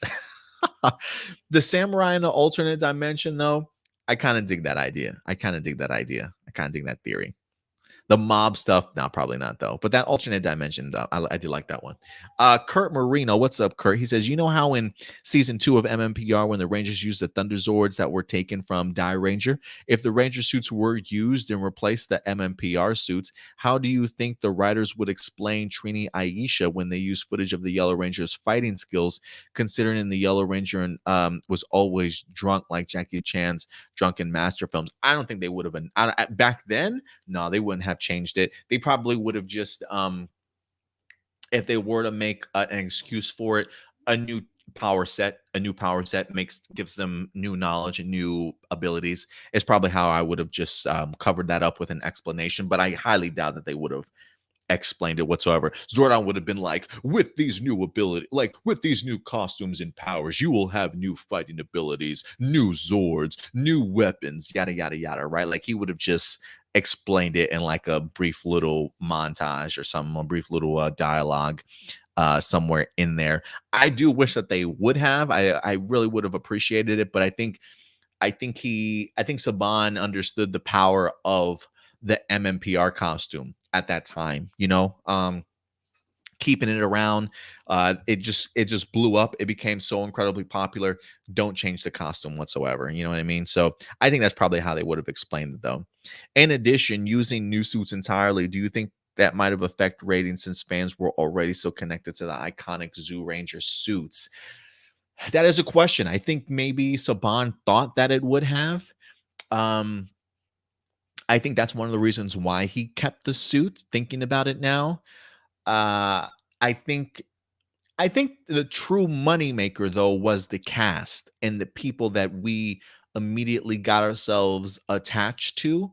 I think the moneymaker was the cast more than the suits, but I think with the toys flying off the shelf, marketing being all that you've been pushing these costumes out there, you probably want to milk it for all it's worth. You know what I mean? So the idea of maybe switching up a suit, maybe not the best idea back at the time. So I think he wanted to take advantage of the suits that have become iconic during that time period, along with making sure the cast stayed intact. Also, so I think those had a lot to certainly do with it. Whereas like today, I think for me at least, I think one of the biggest detriments to Power Rangers these days has become not keeping the same team anymore. I do think the constant recycling of new suits, new cast members, all the time, I do think wanes on the attention span of some people. I do think what made Power Rangers so great back in the day was not only the continuity, but the cast coming back and establishing those relationships. I think ever since that, it's been a terrible detriment to Power Rangers to not do that any longer. Mackenzie, what's up, Mackenzie? You say 2017 Power Rangers as a whole for me. I'm assuming going back to the movie to celebrate the 5th anniversary of the PR 2017 movie. I was very interested in seeing who they cast as Tommy for the sequel. Not to be, I guess. Yeah, unfortunately, Mackenzie, we will never know. The movie again after a long while, and realized how well the characters were developed individually and as a team, and felt like the setup in the first movie would really pop off in a sequel. Excellent chemistry with all the actors and with how they would incorporate a new Tommy Oliver. I liked it for what it was. Obviously, it's tough to compete with the original source material, but it respected the lore and put out an interesting story. I definitely agree with you, Mackenzie. I was a big fan of the movie itself, one that I certainly enjoy to this day and watching, but it is getting into that final act of the movie that I think is just such a letdown. But the rest of that movie, you had me glued to the seat. We obviously can't ignore that the film had issues like the costume and Zord designs not being well liked, and the climax of the film not having enough Power Ranger action. Despite these issues, I think the film was really great. This movie already established its own fandom by those that wanted a slightly more mature Power Rangers on the big screen and new actors that will always be remembered. Absolutely. While we are in the waiting process of the new Hasbro universe, the worst thing for some of us with this reboot is losing the 2017 cast. Yeah, I think for me, that's probably my biggest negative takeaway from the 2017 movie is the fact that I don't get the opportunity to see this particular cast flesh out these characters anymore than they already did. Because I do Dacre Montgomery, fantastic. Naomi Scott, RJ Cyler, I mean, top tier stuff. Ludi Lin coming in on, as his own. Becky G, I don't know. Is she still doing music? I have no idea what's been going on with her. But that I think is, if there's anything that I take away from the 2017 movie that makes me upset, it's the fact that not seeing them in costume anymore. It's a little bit of a bummer, but we'll see. Jessica Friedman with a question. What's up, Jessica? Which Power Ranger spinoff you think should have gotten a second season? Shout out to Midwest Tokusatsu for certainly coming through. Thank you very much, man. Which Power Ranger spinoff do I think should have gotten a second season? Probably Time Force. Time Force, RPM might have been good. I would have even taken a Ninja Storm one, honestly, too. I definitely would have loved to have seen that. In Space kind of wrap things up, so I don't know if I would need a sequel to that or not. Maybe a sequel to Lost Galaxy in its place then. If you did want to bring back some in-space aspects, maybe bring back Lost Galaxy and build off on that. Let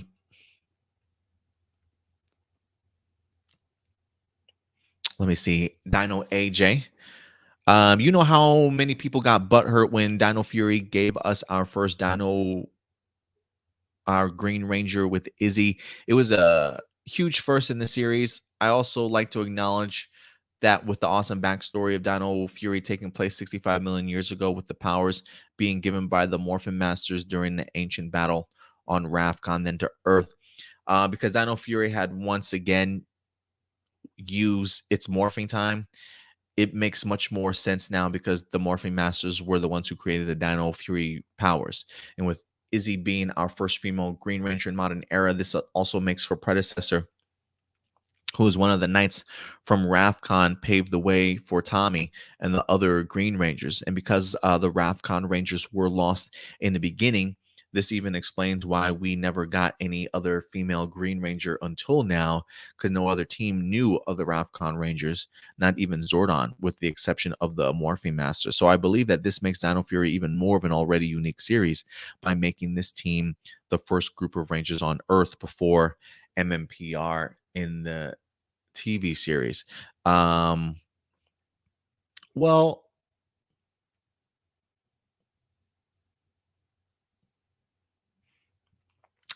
I'm so confused right now, AJ, by this. This also allows Dino Fury as a series to exist in the same universe as the third season, right after MMPR and Dino Fury, while Dino Charge with an Ultimate. Putting things together does make you see a much larger picture. Well, I'm glad you got the larger picture, because that's all that continuity and time traveling and back and forth to seasons just hurt my head, AJ. So I'm glad you got it figured out, man. I'm glad you haven't figured it out. Marcelino, what's up, Marcelino? He says, I know you haven't finished the second season of Dino Supercharge, but I think you should, mainly because even though you may have heard reviews that it was bad, you may not share the same mentality. You're absolutely right. If you saw from start to finish, maybe your opinion might be different from everyone else's, or you might share the same opinion like everyone else. Also, I'm a firm believer that you can't judge something unless you have consumed it yourself. And you're speaking to the choir, Marcelino, right? And I feel like that's something that we say all the time, especially over on Hero Report. When we talk about movie reviews and reactions and stuff, while we all have people that we listen to and we follow for advice and, oh, should I watch this, should I not watch this, sort of thing, one of the things that I always say is, regardless of what people say, you should watch it for yourself, because there are plenty of times there are people that I agree with, that I feel like we have the same appreciation for movies or like the same thing, they'll tell me one thing and I'll go see the movie and I'll feel a completely different way. You know what I mean? Because movies hit everybody, or just TV and movies hit people significantly different. It's all subjective, right?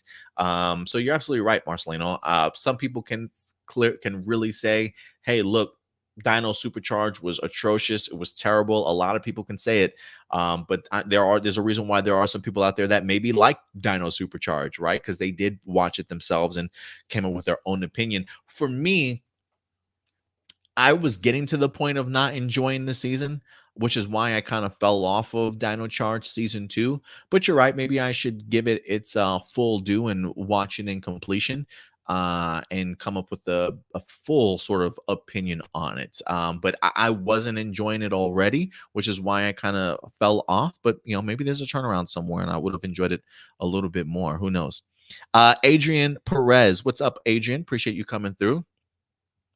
Hey everyone, hope you're all doing well. This is my first theory for Dino Fury. Hope you all like it. Do I need to be careful of spoilers? Hold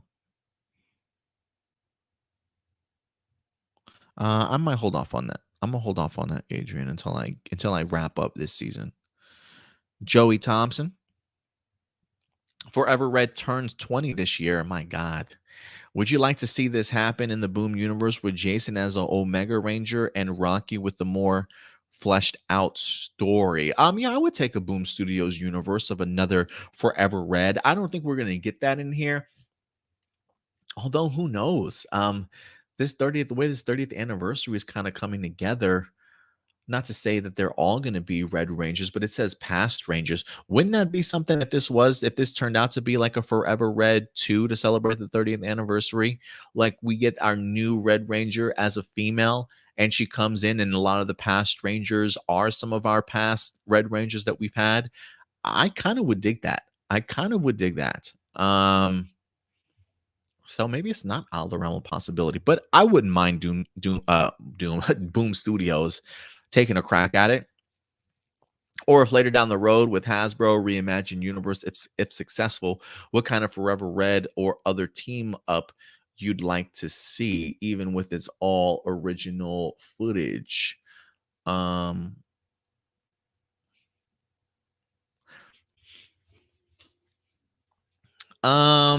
lay down the road, Hasbro Reimagining Universe, if successful, what kind of Forever Red or team up would you? I still would not mind to see them try and do a Shattered Grid as sort of thing. And maybe not so much Shattered Grid, but a big connective tissue kind of crossover. Whether or not that means something like Forever Red or a big just cinematic event, I think would be pretty cool, actually. I think that'd be pretty cool. Carlo, what's up, Carlo? Hi, people. I'm Carlo. What do you all think of the latest Japanese Power Rangers series, and how do you like it so far compared to the one that came previously, and as well as Power Rangers Dino Force, which is the current running series? Thank you.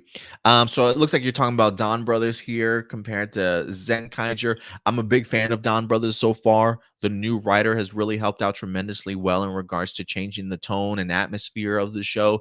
It doesn't feel as goofy and off the top. I mean, there definitely are some ridiculous moments that certainly make me laugh, but this series feels very much like it knows what it wants to be, and it knows the story that it wants to tell.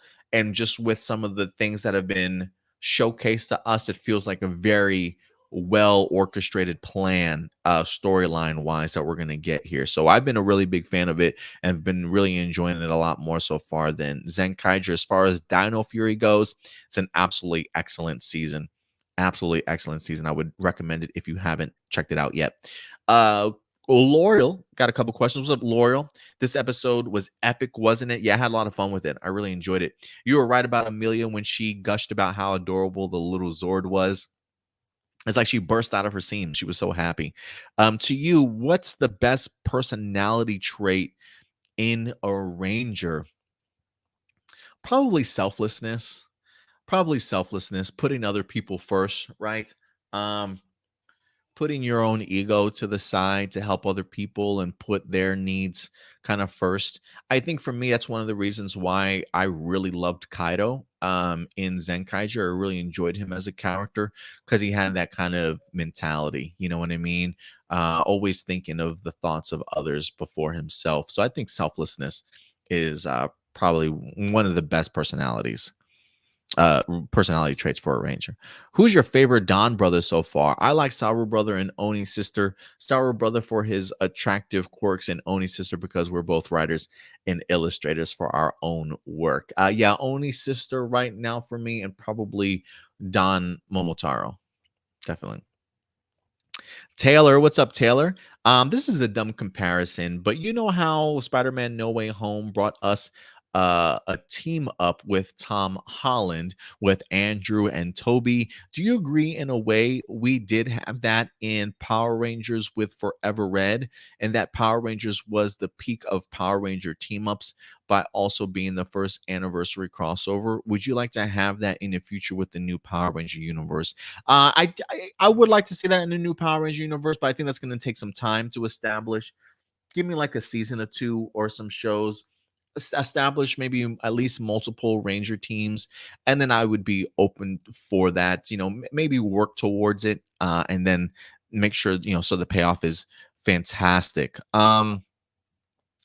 As far as the comparison between No Way Home and how Tom Holland brought in Andrew Garfield and Tobey Maguire, I guess in some similarities it's there too. Forever Red. I mean, they didn't cross dimensions or anything. It felt very much they were definitely in the same dimension.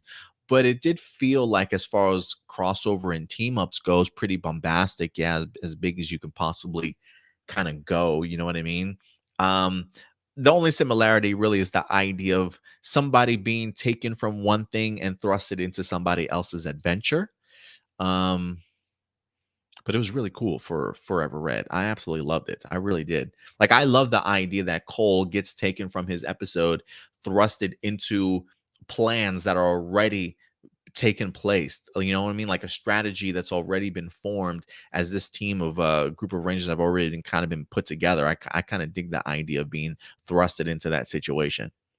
Doomsday's got a question. He says, I've been meaning to ask you this, but kept on losing my train of thought.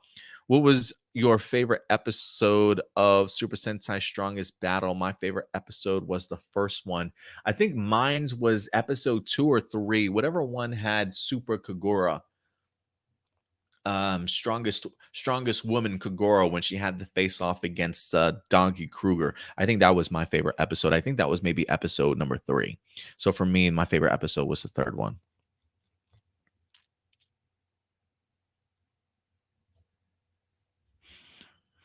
Adrian says, you can read my first theory. I did not put any spoilers. Okay, that's good to know. That's good to know. Let me get to that then, Adrian.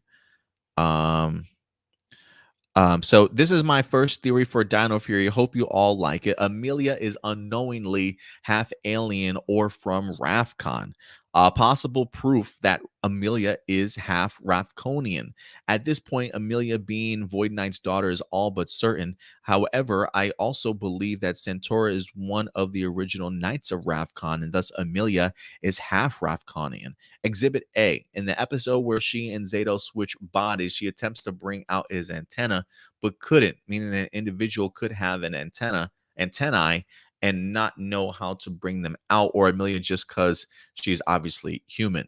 Exhibit B, in season 2, there is an episode where they have Flargon cake from Rafcon, and only Zato and Ion and Amelia enjoyed it while the others didn't. He says, yes, the evidence is thin, but it's enough to convince at this point. In episode 6 of season 1, we know that Pop Pop never told Amelia how they disappeared because he himself probably didn't know, or perhaps Amelia herself was abandoned when Pop Pop found her. when he worked at Area 62. And if Void Knight were to be Amelia's father, but don't recognize her considering Amelia was a baby at the time of their disappearance. This would even tell us that Pop-Up may be able to recognize Void Knight outside of his armor, since we have yet to see Pop-Up interact with Void Knight in the first few episodes of season 2, where his identity was revealed. So this could be the episode where Pop-Up plays a bigger role this season, putting things together. We'll see. This storyline would need to be an arc of 2 to 3 episodes, not just one episode that's rushed. Have Amelia start investigating and put clues together. Have the story take place during the parents' anniversary and when they are going. I got to tell you, Adrian, I like your theory, man. Exhibit B, I find that interesting. The Flargon cake one, that's a good point. Not many people liked it. I thought it was like an acquired taste. But maybe you're onto something there with her liking it. As far as the antenna thing, that might be a little bit thin on evidence for me to I might need some more than just 2 exhibits. But listen, been a theory that a lot of people have been having, at least her relation to Void Knight. But as far as her being half human or half alien or half Ravkonian, that's not a theory that I had in mind, but that would be rather interesting. Mother from Ravcon, but father human and birth here on Earth. Dattila even says, not to mention that Amelia bears somewhat of a resemblance to Void Knight. That's a possibility also. So we'll see. We'll see, Adrian. That's a great theory, though, for sure. Let's see here. And then Francois, one last couple sets of questions from Francois says, remember when we got the 2015 Power Ranger bootleg? You know how it got a lot of mixed reactions from being gritty and dark. Do you think some people now want the new Power Ranger universe to be less of that? I know the producer Ali said he did not know Power Rangers was still on the air.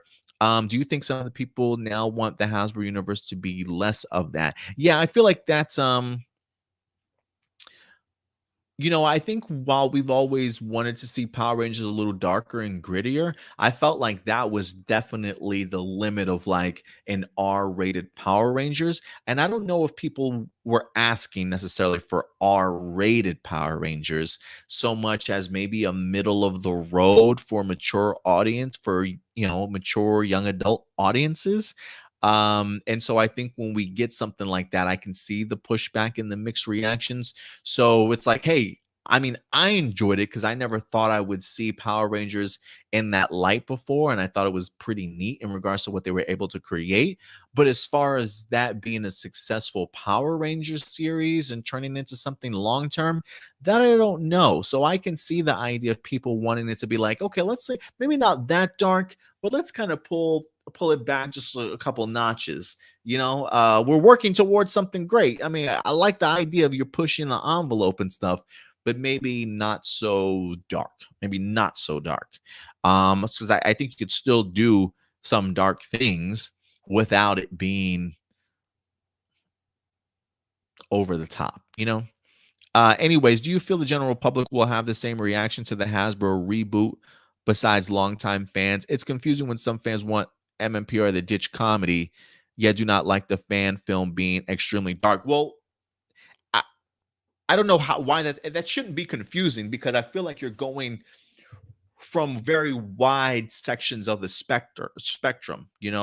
I mean, you're going from Power Ranger comedy to extremely dark. There can be a compromise. There can be that middle ground, and I think that middle ground is exactly what Jonathan Entwistle and Hasbro is trying to create. So I think this is where the general public will have the same reaction of, oh wow, I really love this blend of Power Rangers that they're doing. They've gone from the comedy and they've made it a little bit more mature, but not overly mature, right? Because so yeah, don't be confused, because they're when some fans want comedy and some fans want extremely dark, that's why we have the compromise. And I think that compromise is Jonathan Entwistle's reboot and reimagining. So there is a balance. There is a balance. I know these days compromise feels like a dirty word, but it is a very much needed word in today's society to get and create anything that we certainly want to that will benefit everybody. And so I'm hoping and keeping my fingers crossed that when it comes to the Power Ranger reboot, that's exactly what we are going to get. But other than that, guys, that is all of the live viewer questions. I feel like that's the quickest I've gone through them. We had like 30 emails. There's only one email that I am going to be holding off on just a little bit longer, and that is Ionis Hernandez's in regards to his theory for why Dino Thunder is MMPR, but done right. So we'll definitely tackle that on another episode for sure. So yeah, guys, thank you very much as always for continuing to join us each and every week here. We do appreciate it. If you guys do have live viewer questions you want to submit over at any time, A plus more phenomenal right here. A plus more phenomenal at gmail.com. You can send it to us throughout the entirety of the week. If any news drops, rumors or speculation you want to talk about, you watch an episode or a movie of Power Rangers you want to discuss, theories, go ahead and let your thoughts be known by submitting them over to A plus more phenomenal at gmail.com. And we'll definitely get to your questions next week for our show. So yeah, guys, just a reminder, if you were not here at the top of the episode, A plus more phenomenal as a YouTube channel and a weekly series will be coming to an end. We will be continuing to review Dino Fury until its 11th episode here within the next couple of weeks. So I think that gives us 6 or 7 more weeks. And then that will be the end of A plus more phenomenal's weekly episodes. But we will continue our Don Brother reviews earlier in the week until we've finished the Donbrothers series. And once that's wrapped up, no new content for A plus more phenomenal. But if you still would like to follow me and my Power Ranger talk, we will be adding Power Ranger talk to our other YouTube channel, A plus Hero Report, once we wrap up A plus more phenomenal. So we certainly will still be a home for your Power Ranger news to keep you guys certainly updated. Power Rangers very much are heroes, to certainly say the least. So we are definitely making some room and a new home for our Power Ranger news content. So if you would like to subscribe and follow us over on A plus Hero Report, if you want to get that head start now, there is a link in the description box below, guys. But we are going to be counting down to the finale of A plus more phenomenal within the next few weeks, guys. So bittersweet times. We're definitely going to make the best of it, and we'll definitely continue to keep you guys updated and posted about the changes to this channel each and every week, just to make sure that nobody gets lost in regards to the ending of this channel and moving our Power Ranger talk elsewhere, guys. So thank you very much.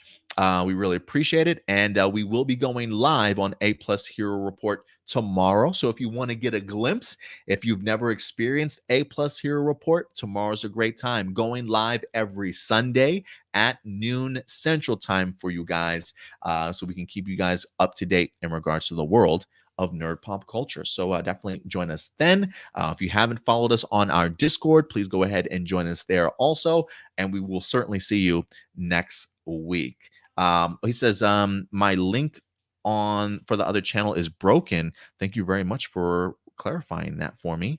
Let me see if I can do that real quick before we go offline. Let me update that for you. I am curious as to why it's broken. It shouldn't be broken though.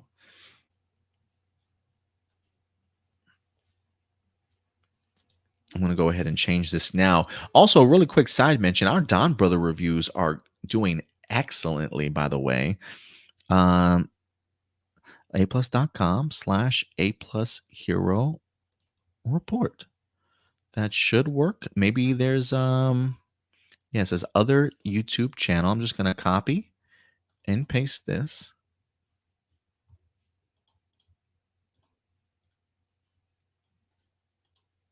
Copy and paste. It pulled up for me. Yeah, it definitely pulled up for me. Yeah, I just copied and pasted it. Make sure there's no spaces in between there, but it should certainly work. YouTube.com/A plus Hero Report. So that's APLUSHERO Report. It's all spelled out. So yeah, guys, we just put up our WrestleMania predictions. If you guys are big anime fans, Indy just put a new episode of Anime Assembled up for you guys also.